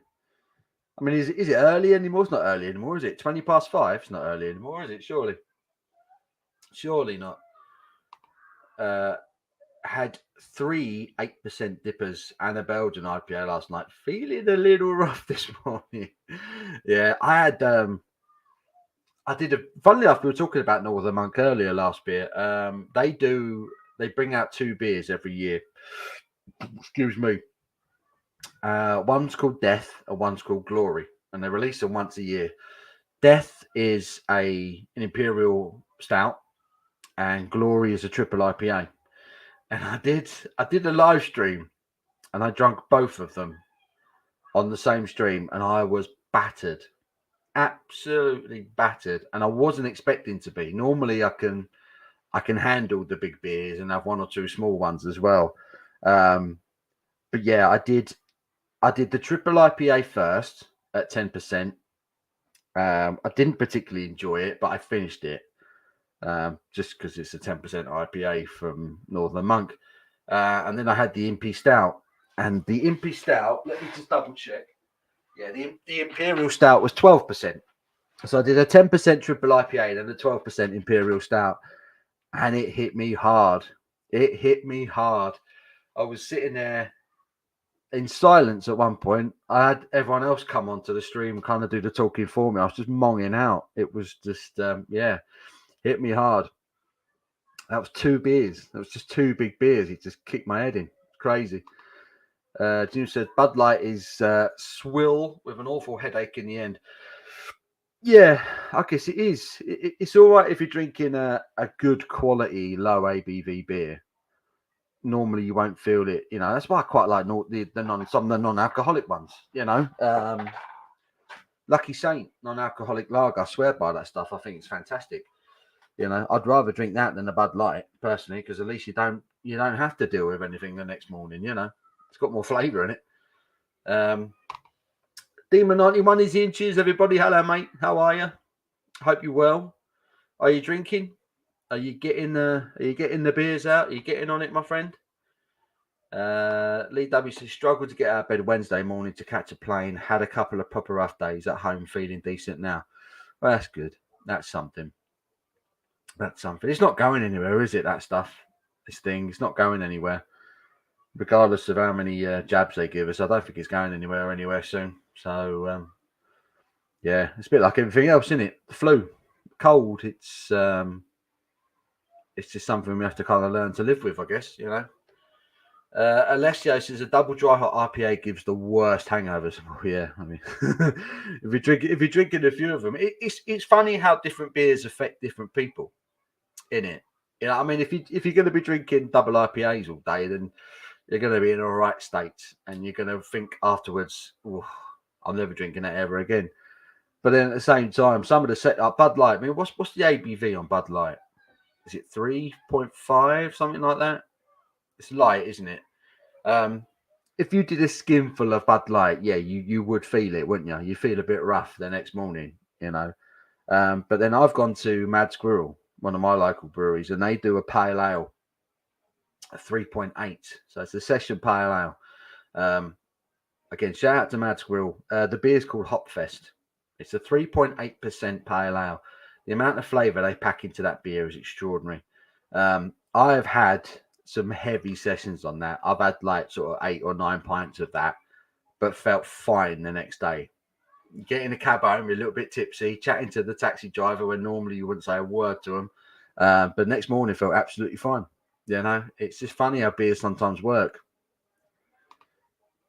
Jim says, one of the best triple IPAs I've ever had was Hop Crake from Moylan's Brewery out of California. Moylan's, another one I've not heard of. That's a new one on me. Joe Byrne says there's a 6-pack of Sculpin IPA in a local supermarket. It's 19 months out of date. Goodness me. I brought it up to the guy stocking the beer. He did not see the urgency of my point. Really? IPA? Oh, dear. I wouldn't even... Have they even got the cheek to sell an IPA that's 19 months out of date? If it's a lager... No, sod that. Even a lager 19 months out of date. There's no way they can be selling that. No way. That's shocking. That is shocking. How'd they get away with that? He should have been apologizing. He should have been on his knees apologizing and just giving it to you and just saying, get out quick. Please don't tell anyone. That's what he should have done. David Wilson saying, hi, Disco, with John Travolta emoji there. I love that. Steve Piggott. Hello, Stephen Piggott. Crispy bacon. What's your favourite beer? The famous question that everyone asks and I can never give an answer to. My favourite beer is usually the one that's in my glass when I'm sat with pals having a laugh. That's usually my favourite beer. I have a short list. Of beers that I come back to. Sierra Nevada Pale Ale is one of my all-time favourite beers. Vocation's Life and Death is one of my all-time favourite beers. Augustina Brau Heller's Lager is one of my favourite beers. Budvar is one of my favourite beers. What else do I really like? A good pint of Guinness. Is always one of my favourite beers. What else? Really having to think about this. I get put on the spot. There's certain beers that you always go back to. Like I say, Vocation, Life and Death, Sierra Nevada Pale Ale, Budvar's Lager, Augustina Heller's Lager is mind-blowing. Any of the August or Oktoberfest beers generally are stunning. Iyengar, Paulaner's, Weinstefaner's. What else do I really like? The Franziskaner, Weizen. It's one of my favourite beers. Yeah. I don't think I have an out-and-out favourite beer, but I have go-to beers. But it's the question that everybody wants the answer to. And I don't know about all the rest of you guys, but it's that one question I can never give a definitive answer to, you know? But yeah, can anyone in the chat right now say definitively they have a favourite beer? If you can, I'll tell you what, fair play to you. I can't do it. Paul says, okay, watch Arsenal for a season or be my bitch in the Joseph Fritzl sex dungeon. Oh, Christ. See, even that I have to kind of think about it because they're in the tunnel right now and I'd see the kit. And I just want to punch him. There's an anger thing there. I don't know. I think I might have to be your bitch. I did the same thing on my local Harris Teeter with a 12-pack of Dogfish Head IPA that was 11 months out. IPAs 11 months out. That's shocking. A lager, you can kind of get away with it. Something that's not crazy hopped. At the end of the day, hop is a living thing, you know. A beer is a live product, drinking it 12 months out of date. The IPA, I don't think that's acceptable. Am I being picky here? An IPA that's 12 months out of date, I wouldn't buy it. I couldn't. What ABV are we talking about, Jim? What ABV are we talking about? If it's a stout, if it's a big ABV stout, then that's something that's likely to get better with age, maybe. But an IPA, I don't know. I think I'd draw the line there, personally. Catch a meat, Dabby, get a beer inside, Jar. I'll sort you out. Joe, it happens a lot. If the beer isn't in code, I don't buy it. Simon Martin for Prime Minister. Evening, Paul. Hope you're well, mate. Just opened the Life and Death. Well, we're just talking about Life and Death. Great beer. Any Life and Death fans? I have purchased the 7th anniversary Life and Death range that Vocation have released. It came out the end of last month. I've just got around to ordering them all because I tried them at London Craft Beer Festival, and I'm like, I need to have a taster of them, because the London Craft Beer Festival, they only gave us a poxy little glass, so you couldn't get a proper measure. So I bought them all. And what I'm planning to do is to review the new versions against the original. So that probably be coming out this week. So I'm looking forward to that. But what a beer, Simon! What a beer, Simon Martin, for Prime Minister. Good to have you here, mate. Thank you for joining us. Last spring, I had a bottle called Chocolate Rain by the brewery. Double barrel aged stout, 21%. Goodness. That's amazing. That is amazing. How big was the bottle? Was it like a big bottle, or was it like a little sort of 330ml? You probably don't know what a 330ml is, do you, over there? Different measurements. That sounds amazing. A 21% double barrel aged stout. That's porn. For me, the worst hangovers come from crappy macro lagers. They do, mate. I agree with you. Bud, Stella, Carlin, yeah, it's the chemical they put in, and you never have a bad hangover on a good beer. Yeah, I've had some pretty shocking. I've had some pretty bad hangovers on good beer, but they don't last as long. That's one thing I found. I think if you've had a skinful of cheap beer, I feel like the hangover lasts for like a day. It gets to about sort of 5 or 6 o'clock on a Sunday, and you kind of think, yeah, I might eat some food now. But if you're drinking decent craft beer, normally I'm all right by about 10, 11 o'clock. Joe Biden says you could do worse than Sierra Nevada Pale as your only beer. Yeah, it's a great beer. It's a great beer, Sierra Nevada Pale Ale. It always has been, and hopefully it always will be. It's just a classic, an absolute classic.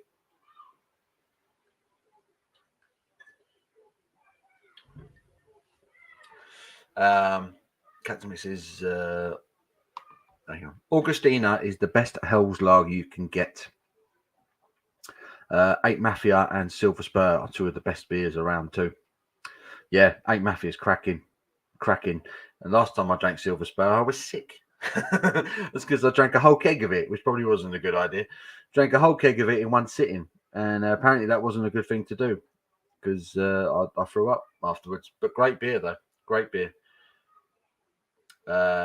Simon Martin says, in terms of football, Paul, if you could choose Spurs to win the Champions League or the Premier League or England to win the World Cup. Good question. Good question. I mean, it's Spurs. I'd rather see Spurs win something than England win something. I'm club over country all day. What would I rather win, Champions League or the league? I think the league. I'd love to see Spurs win. I mean, I'd love to see Spurs win anything. Let's have it right. But I think when you win the league, I think that's as good as it gets. It's a 38-game season. The domestic league is your bread and butter. If you can win that, then you're undisputedly the best team in the country. Chelsea won the Champions League 2 years ago, and they finished, third? Doesn't really mean anything, does it, really? They win a couple of games, they win a couple of knockout games, but they can't even win their own domestic league. I don't know. It just leaves a bit of a... I mean, Spurs were in the Champions League final a few years ago. If we'd have won that, I don't think we even finished in Champions League places that season. I think we might have scraped fourth. I can't even remember now. I think if you win the league, you are the undisputed best team in your country. If you win the Champions League, yeah, it's amazing. You get all the pomp and ceremony that comes with it and all the money. But yeah, if you win your domestic title, I don't think it gets better than that, really. That's my opinion anyway. Yeah, Spurs to win the Premier League. I'd love to see that. I would love to see that. David says an out-of-date lager would be foul. Yeah.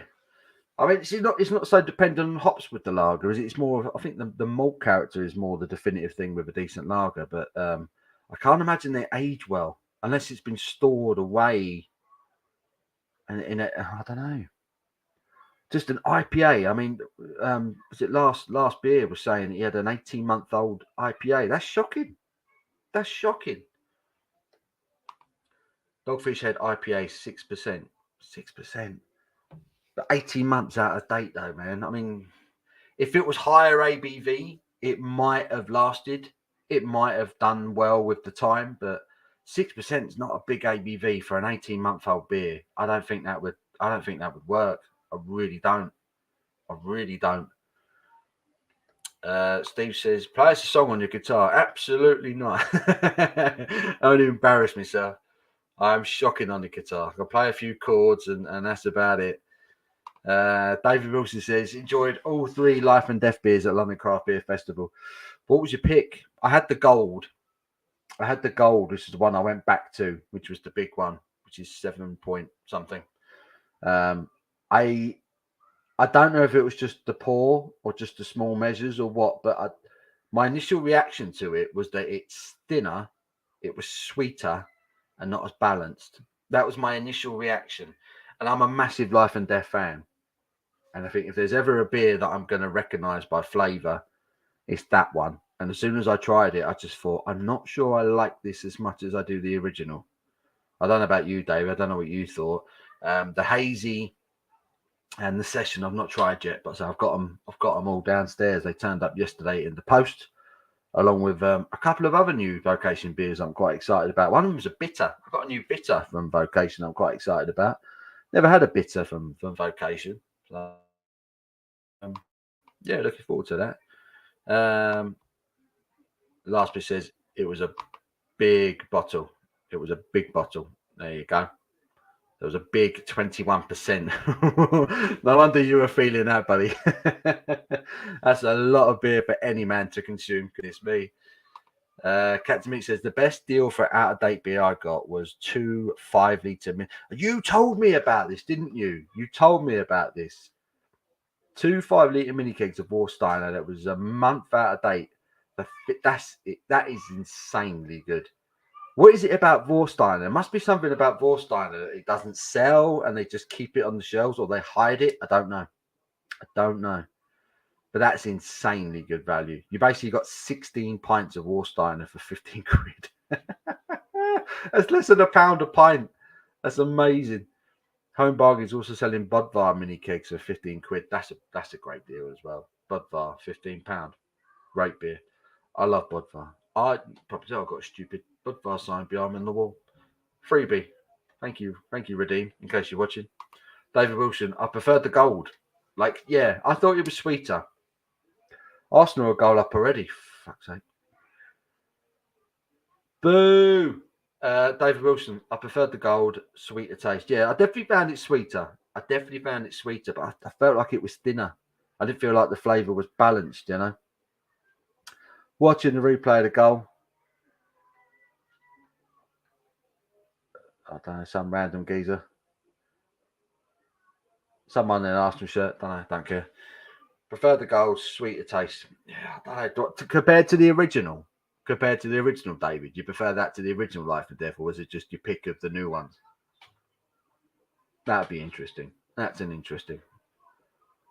It was. I enjoyed it. But I don't think I would, having just going on the taste that I had, I wouldn't swap. I'd still stick with the original 6.5% Life and Death over that gold version.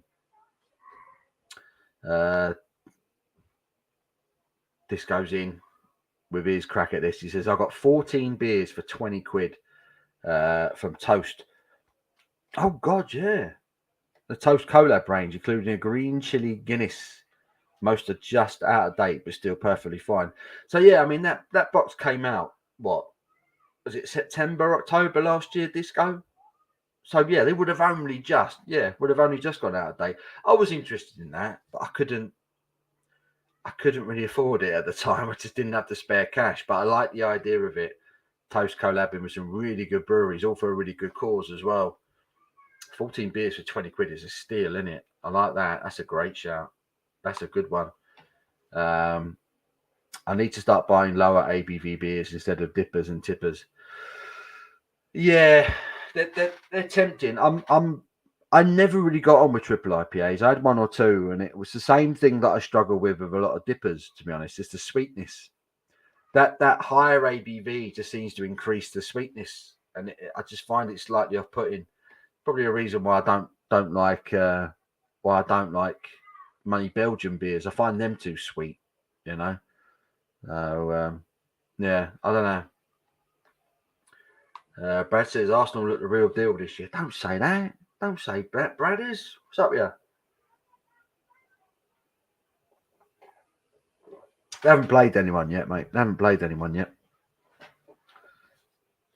Arsenal fans can start getting excited when they've played someone. But I'm going to say that because I'm a Spurs fan. All I can say is from a Spurs perspective, we've played 3 games, 1, 2, drawn 1, and all 3 of those games we lost last season. So that's 100% improvement. And yeah, I think I'll take that. We lost at home to Wolves and Southampton last year, and lost away at Chelsea, and we haven't lost any of them. I won 2 of them this year, so that's a cracking start to a season for me. Rarely drink the same beer lot, so although enjoyed Life and Death, not had for a while, had to try the new versions. All good beers. Yeah, they're bound to be. I love Vocation. They are still one of my favourite breweries, and if you ever get the chance to go there and meet them, they're lovely people. They can't seem to do enough for you, which is I don't know. Sometimes you think a brewery are massive, you know, but they're not really. It's a few people that enjoy what they're doing, and you know, you get talking to them, and they just want to look after you. You know, but I've had a few experiences now with Vocation, and they're just lovely people. They can't do enough for you, and their beer is just terrific. And they're a company that I'm happy to invest in because I think the quality of what they do is still superb. No, it's one of them. Disco says Arsenal. They still got a team. I thought they'd given up and gone off to form a choir or something. That's what they should do, really. That's what they should do. Dirty club. Dirty club. I can't even. I don't even like talking about them. It's just a horrible club. I just don't get it. Of all the clubs you could support, why would you support them? Why? Don't get it. Oh, Aaron Ramsdale thinking he's a footballer there. Play long ball football. Lads on stand at London Craft Beer Festival are top notch. Yeah, nice. It just all seems to have a really good staff there. Good people. We're happy to talk to you. You know, give you the time of day.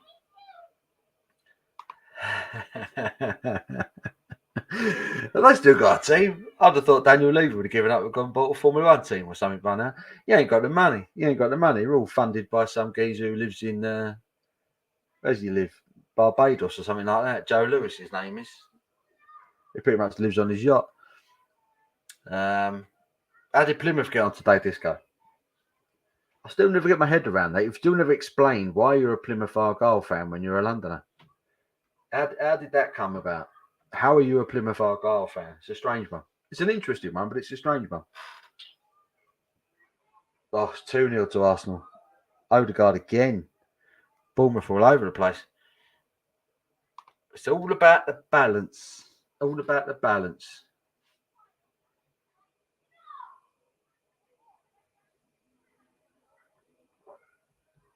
I love it. Arsenal are 2-0 up inside 11 minutes. It's quite depressing. He's offside. He's offside. You got to rule that out. Let's have a look. VAR. VAR all over that one. Yeah, he's absolutely offside. They zoom in on his foot. Like, yeah, he's well offside. Oh, he's on? No, he's not. There's a geezer in the middle playing him on. Oh, no. The centre-back's playing him on, just. Oh. He didn't step up. He didn't step up. Yeah, I think that stands 2-0 Arsenal. Because Argyle are massive, innit? 1-3-0 away today. Who'd you beat? Who'd you beat? Plymouth Argyle on the road. Getting a massive 3-0 win. How are Plymouth going to get on this season, Disco? I don't even know what league you're in. Are you League One? I'm assuming. League One Argyle. Smashing it 3-0 away. That's pretty good, isn't it? That's pretty good. Yeah, Arsenal are just knocking it about already. It's got like a pre-season feel about it. They're in again. Yeah, Bournemouth need to wake up here. They're in. They could get absolutely blown away. Arsenal knocking it around very quickly. Looking good. Chat's dried up. Everyone's forgotten how to type. What's going on? Should we do another check-in? We've got 18 people in the boozer, which is lovely. Thank you for joining me, by the way. If you haven't already, give it a thumbs up. Do appreciate it. Who's in?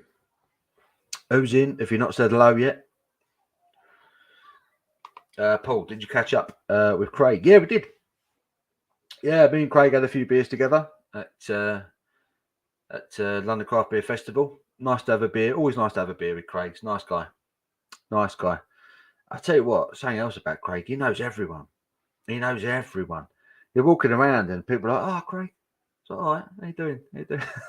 He knows loads of people within the industry, and that it's quite interesting. It's quite interesting watching him work. But yeah, he's a nice guy, Craig. Good guy.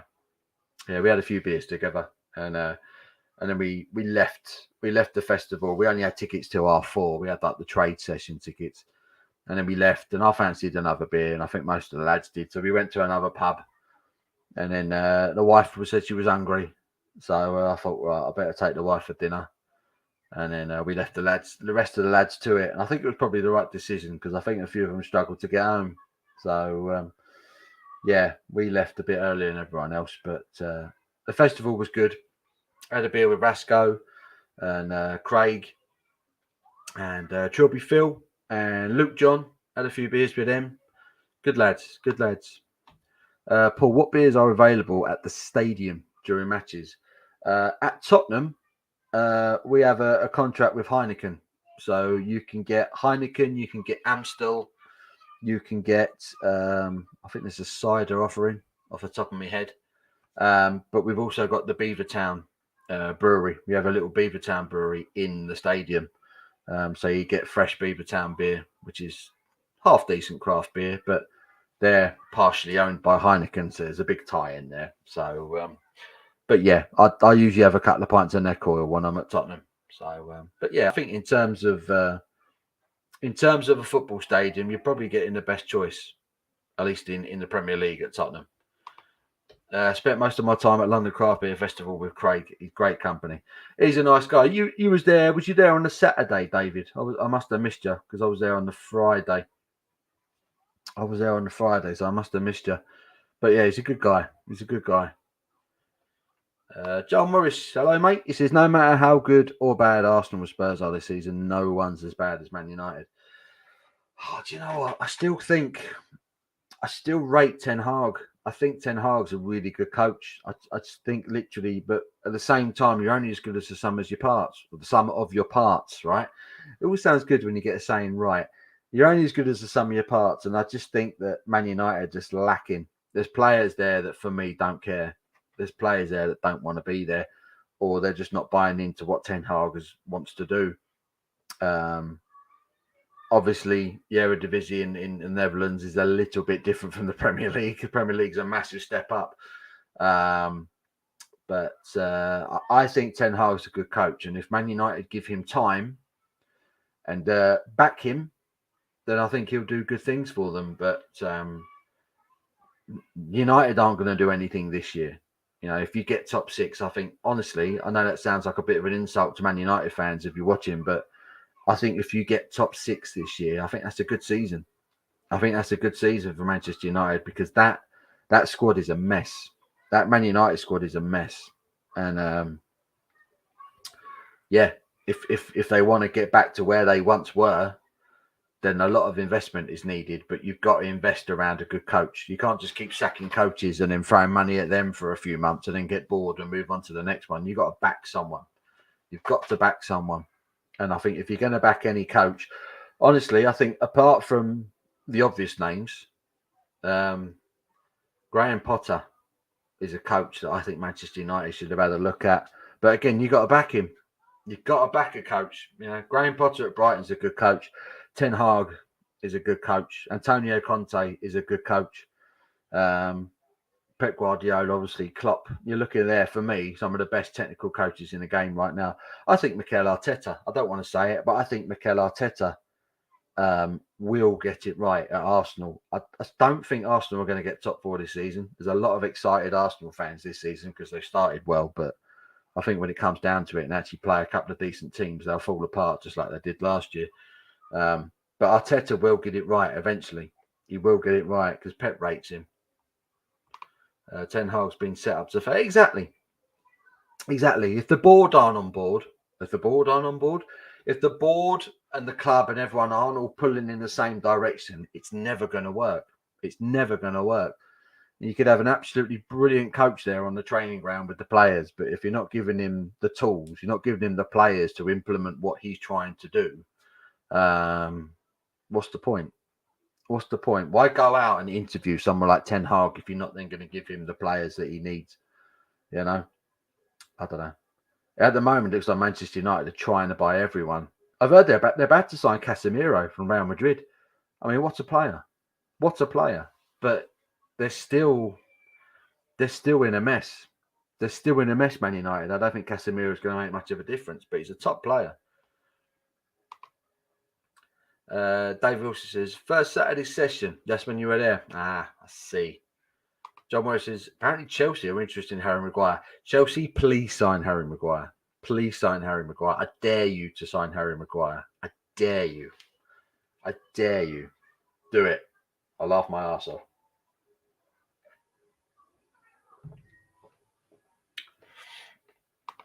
Brad says, that looked offside to me. I swear the lines on the VAR are wonky. I think they are as well.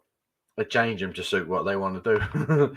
I've been watching too much Staying In beer reviews. His channel is good. What's that? Been watching too much Staying In beer reviews. His channel is good. I've not heard of that one. Staying In beer reviews. I've not heard of that guy. Aren't the football coaches held to contracts, or do they hop around the league? No, they are held to contracts. But that's the thing. As soon as the team starts getting bad results, it's always the coach that takes the blame for it, and he gets the sack. You know, they get the sack long before players do. I'll tell you what, there's a third goal coming for Arsenal here. Brentford, Bournemouth are showing nothing. They're showing nothing here, really. They have the odd little forage, but Arsenal have got them completely under control here. They're making Odegaard look good, for God's sake, and he's bang average. Brad Evans says, top four in order: City, Liverpool, Arsenal, Spurs. Wow. For me, City, Liverpool, Spurs, Chelsea is my top four. I don't think Arsenal get top four. For me, I don't think they got enough. Who's on the Arsenal bench right now? Their best players are on the pitch, full stop. Zinchenko and Gabriel Jesus are their two best players, and they couldn't get in the City team last season. I mean, that tells you what you need to know, really. They're signing players that couldn't get into title-winning teams, and they think all of a sudden they're going to start doing things. It's just madness. Literally 3 months ago, they completely bottled the top four because, one, their manager doesn't know what he's doing, and two, the players don't understand what he's trying to get them to do either. I don't think Arsenal are going to be top four. I really don't. I'd be amazed if Arsenal get top four this season over Chelsea or Spurs. I'd be amazed, genuinely. I think Spurs got top 4 with a bare minimum squad. And now we've gone out this summer and signed 7 players. And now we've got a bench. Yeah, I just don't see it. For me, it's City, Liverpool, Tottenham, Chelsea, top 4 this season. Man United want Christian Pulisic on. He's a good player. He's a good player. Doesn't get nearly enough time, does he, at Chelsea? That's the only thing with Chelsea. They go out and they buy all these players, and it's, spend all the money. Look at these things we got, and then they flog them on. It's a bit like they're a youth academy. They've invested loads of money in their academy over the years, Chelsea, and they just flog them all out, loan them all out, and then sell them eventually. John Morris's Staying in Beer Review also does the Baldy Food Guy channel. Oh, it's the same guy. Yeah, I see. I've heard of him, the Baldy Food Guy. Good point. Squad depth could be a huge problem for Arsenal. Yeah, that's the point I'm trying to make. Arsenal fans are really excited because they've signed 1 or 2 players that could go into the team, but they've got nothing on the bench. They've got 1 striker. If Gabriel Jesus gets injured, who've they got to go up front? Who goes up front? Because this time last year they had Aubameyang and Lacazette, and they've got neither of them now. And hand on heart, who would you rather have, Aubameyang in your team or Gabriel Jesus? Honestly, like Gabriel Jesus was scoring goals, but he just didn't want to be there anymore. He knew he was too good to play for Arsenal, so he went to Barcelona. I don't know. I think Arteta's a good coach, and he's gonna need backing. But I agree with what Arsenal are doing. They're backing him, and they're giving him time. But they're not going to do anything this season. They're just not. If I may be massively wrong come May, what do I know? But I look at the squad. They've improved the starting 11, but I look at the squad. At the end of the day, it's a squad game. It's not a team game. It's a squad game. If you want to compete at the highest level, you need top players in your first team, but you also need top players on the bench as well. And that's what Tottenham have addressed this summer. It's like they had a decent starting 11, but when Antonio Conte needed options, he'd turn around and saw absolute gas shit in there. And we went out and bought subs this summer. So, well, not subs, but squad, John Morris says Newcastle have a decent side. I think they finished 9th. That would be a good season for them. I think Newcastle fans would probably take that. I think a top 10 would equal progress. How'd they finish last season? Did they get top 10 last year, Newcastle? Or did they just miss out? They weren't far off, were they? And they haven't signed as many players as I thought they might this summer. I know they've been in for a lot of players, but I don't think they've got that many deals done, have they? They signed the centre-back, Sven Botman. He's a player. He's a good player. Botman's a decent player. That could be a good buy for them.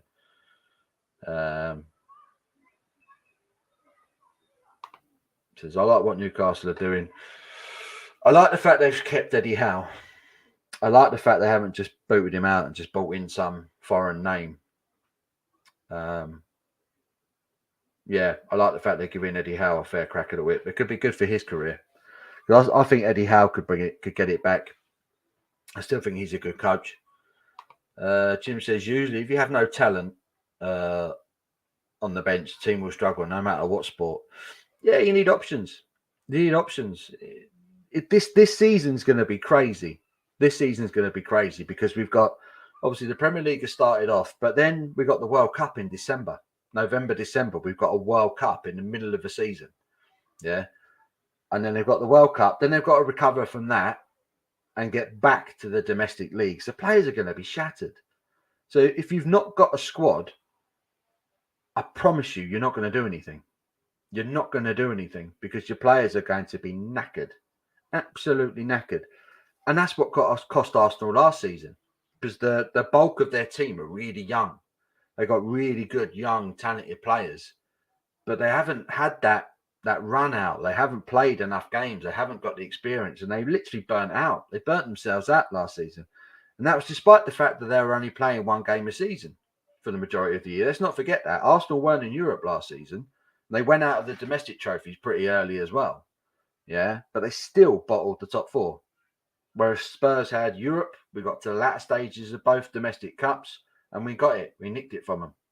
Arsenal just went. They faded out. You got to have a bench. You got to have a squad.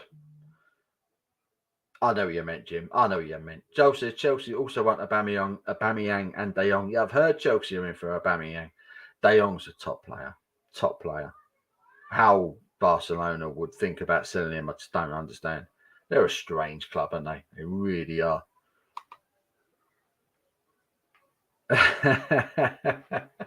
That's it. He sat down. He saw absolute gas. It was. That's what Conte was like. He turned around and saw fucking Harry Winks and Lucas Moura and absolute arse like that sitting there. He thought, what am I going to get out of him? You know.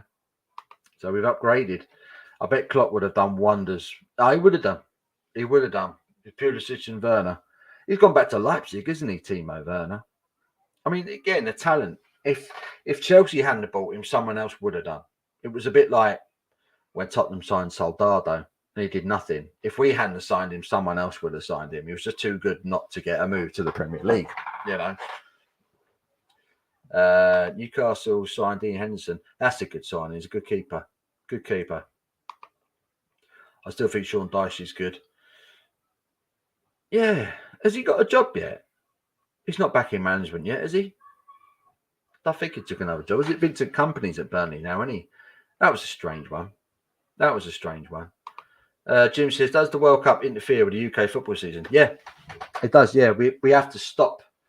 The Premier League season basically stops for like 2 months whilst the World Cup goes on. So that's going to be weird. And obviously a lot of the best players in the Premier League are going to be going there for one country or another. So it's going to be a really unpredictable season this year because it's just completely different. I don't think there's ever been a World Cup played in a winter before. I've never seen one in my lifetime. I've never seen anything like it. For a domestic season to be completely halted for a World Cup, that's madness to me. Madness. But there you are. So it's going to be an interesting season. And I think it is going to come down to strength in depth. It's going to come down to squad power, you know. Because, you look at this Arsenal team now. They're passing the ball around lovely. They look structured and all that. But half of them players are going to be representing their countries at the World Cup, you know. And what have they got on the bench? Not a lot. And they're going to need it come January. So, Joel says, will De Jong be going to Manchester United? I think that depends on De Jong because I think Manchester United agreed a fee, didn't they? They agreed a deal with Barcelona, but I think De Jong wanted to go to Manchester United. I think that's the only thing that stopped it. If De Jong said, yeah, I'll go, it would have been done by now. But from what I heard is that De Jong wasn't interested in going to Manchester United. And you can't really blame him. You can't really blame him, you know.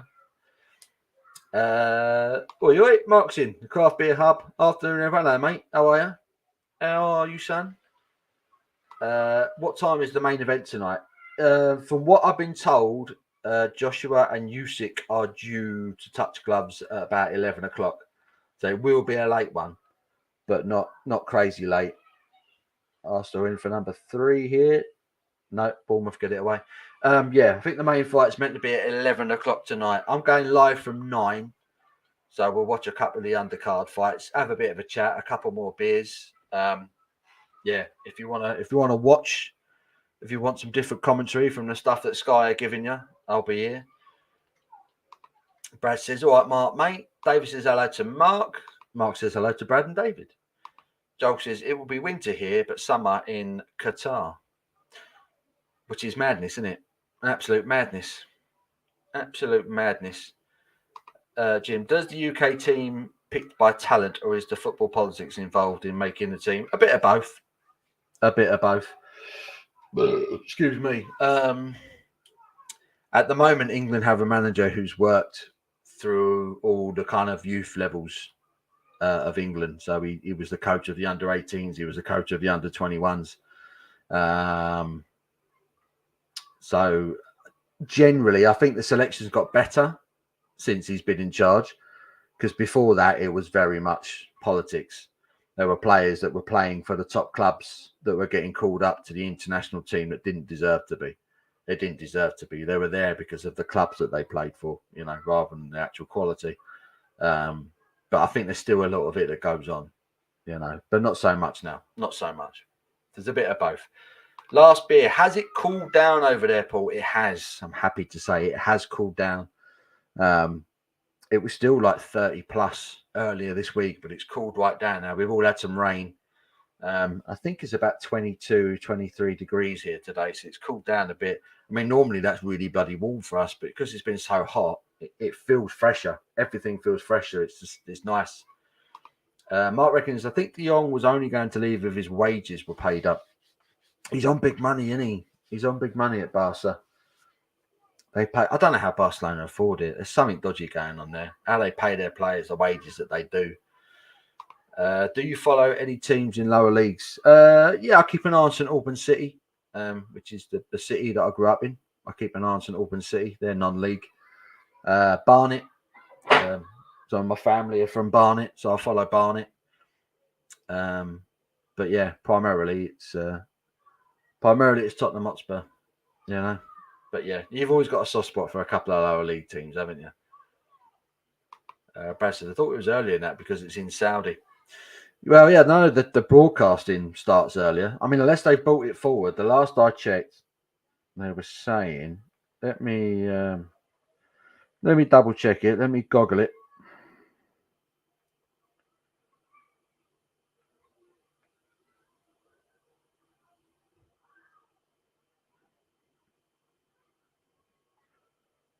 It's good when you can spell their names properly.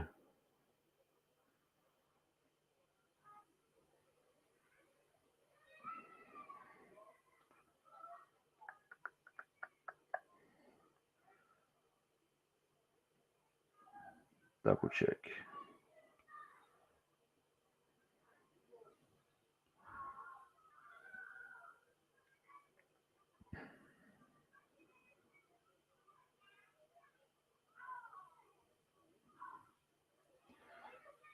Yeah, still saying the same sort of thing between 11 and 12. It's when the main fight gets underway. So it will be a late one. It will be a late one.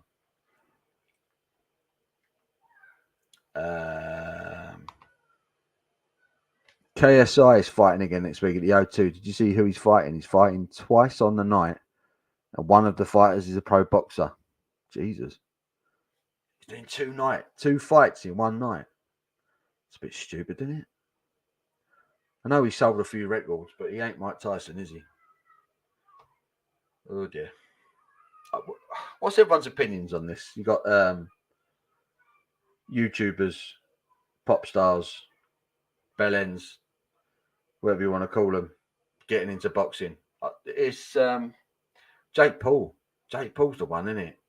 He goes looking for all these fights, telling everyone he's this big boy and he's a proper fighter, but he's not fought a boxer yet, has he? As far as I'm aware, he's fought a load of retired MMA fighters, and that's embarrassing. The weather won't be a factor in the World Cup, as all stadiums will be air conditioned. It's going to need some bloody good air conditioning. I'm assuming they've all got roofs on them, have they? Or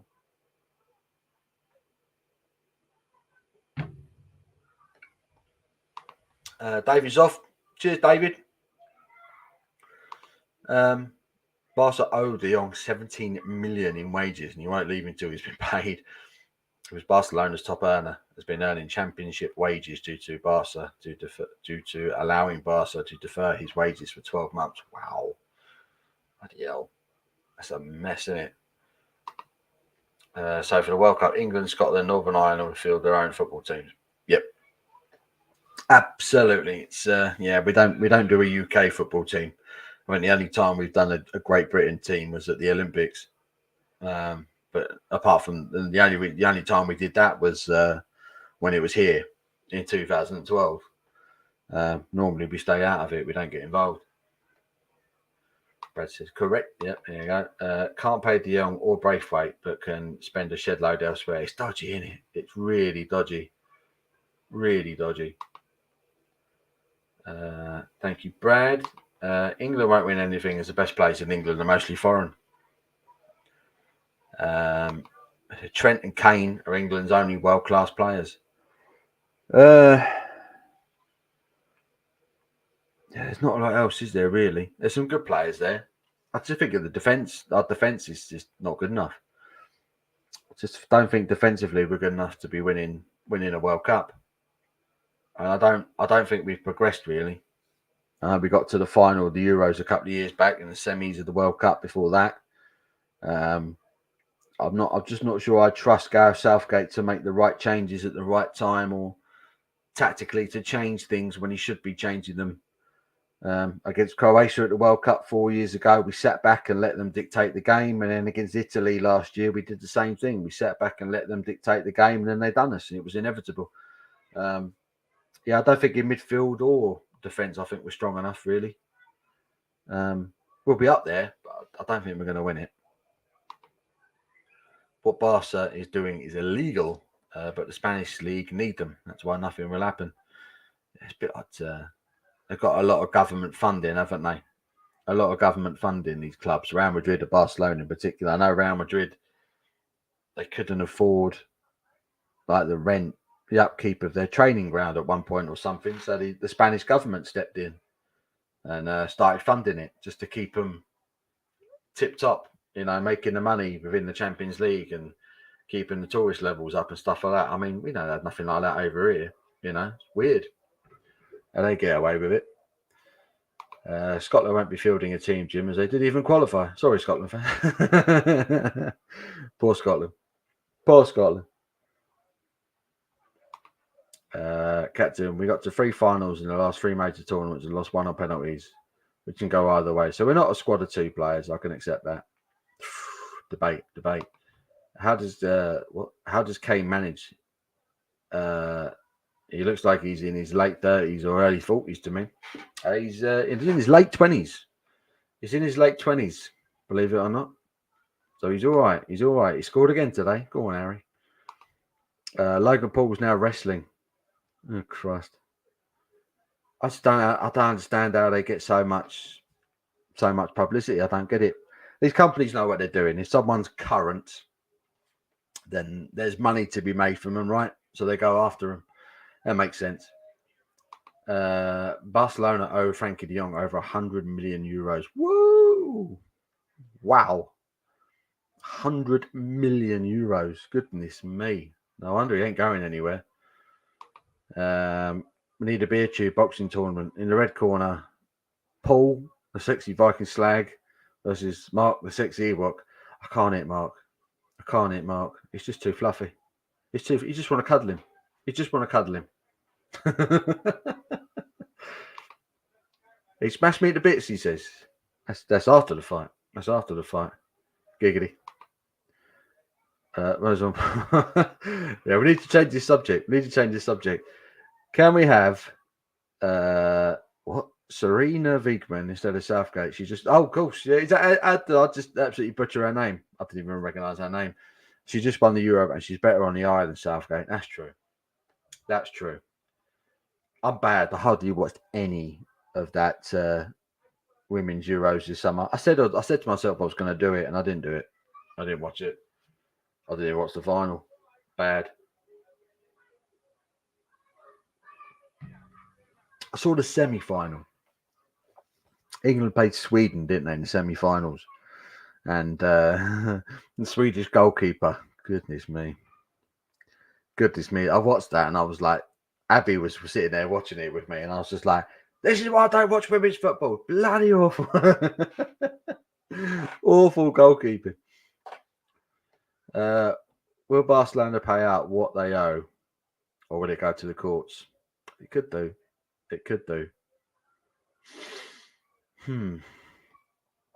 She's quite attractive, the England women's manager. I'll have to have another look. How are we doing? Hey, Jagman's in. Hello, mate. How you doing, fella? Jagman. I had a couple of beers with Jagman at London Craft Beer Festival as well. Nutter. Absolute nutter. This is how we're doing. Put a bet on Joshua to win by knockout. I think it's going to be lively. I really do. I think it's going to be a proper lively fight. I think Joshua's got to come out. He's got to do something. He can't stand off and let Usyk dictate things like he did last time. He's got to go for him. Captain Mitch said, better was England standout teams in 96, 98, 2022. Didn't win anything. They had the squad, didn't they? They had the squad of players, but they didn't have a team amongst them because they didn't like each other. Excuse me. Last beer says, cheers, Jackman. Right. I've done just over 2 hours. What I'm going to do, I'm going to knock this one on the head because I want to get some food in me. I'm going to chill for a bit. But I will be back. I will be back at 9 o'clock. So 3 hours. 3 hours from now. Just under 3 hours from now, I will be back. 9 o'clock. Back here. Paulsbury Reviews. And we're going to do a live stream. I'm going to do a watch along of the fight. I'm expecting it to be a good one. I'm expecting it to be a good one. And if you're watching the fight, perhaps you're on your own or the wife doesn't want to watch it or whatever, come here. Come watch it. Chat. Talk to me. Let's talk about the fight. Let's have a couple of beers together. Let's enjoy it together. Let's have a giggle. And hopefully AJ can bring the titles home. Let's hope so. But it's going to be an intriguing fight. I really do think so. So I'm looking forward to it. So 9 o'clock tonight, back here. I'll be doing a live stream. I'll watch along. Let's watch the fight. Let's have a giggle. Thank you so much for watching this afternoon for the last 2 hours. I've enjoyed it. And I will chat to you in about 3 hours. Just under. Thanks again, guys. Let's go through these comments. Jackman says, cheers. Jim said, truly enjoyed the stream. Love you guys. Thank you, Jim. We love you too. Take care of yourself. Maybe see you later on. Last beer, Jackman. Oi, mate. Brad Evans, cheers. Right. Thanks again, guys. I will see you back here 9 o'clock. Take it easy.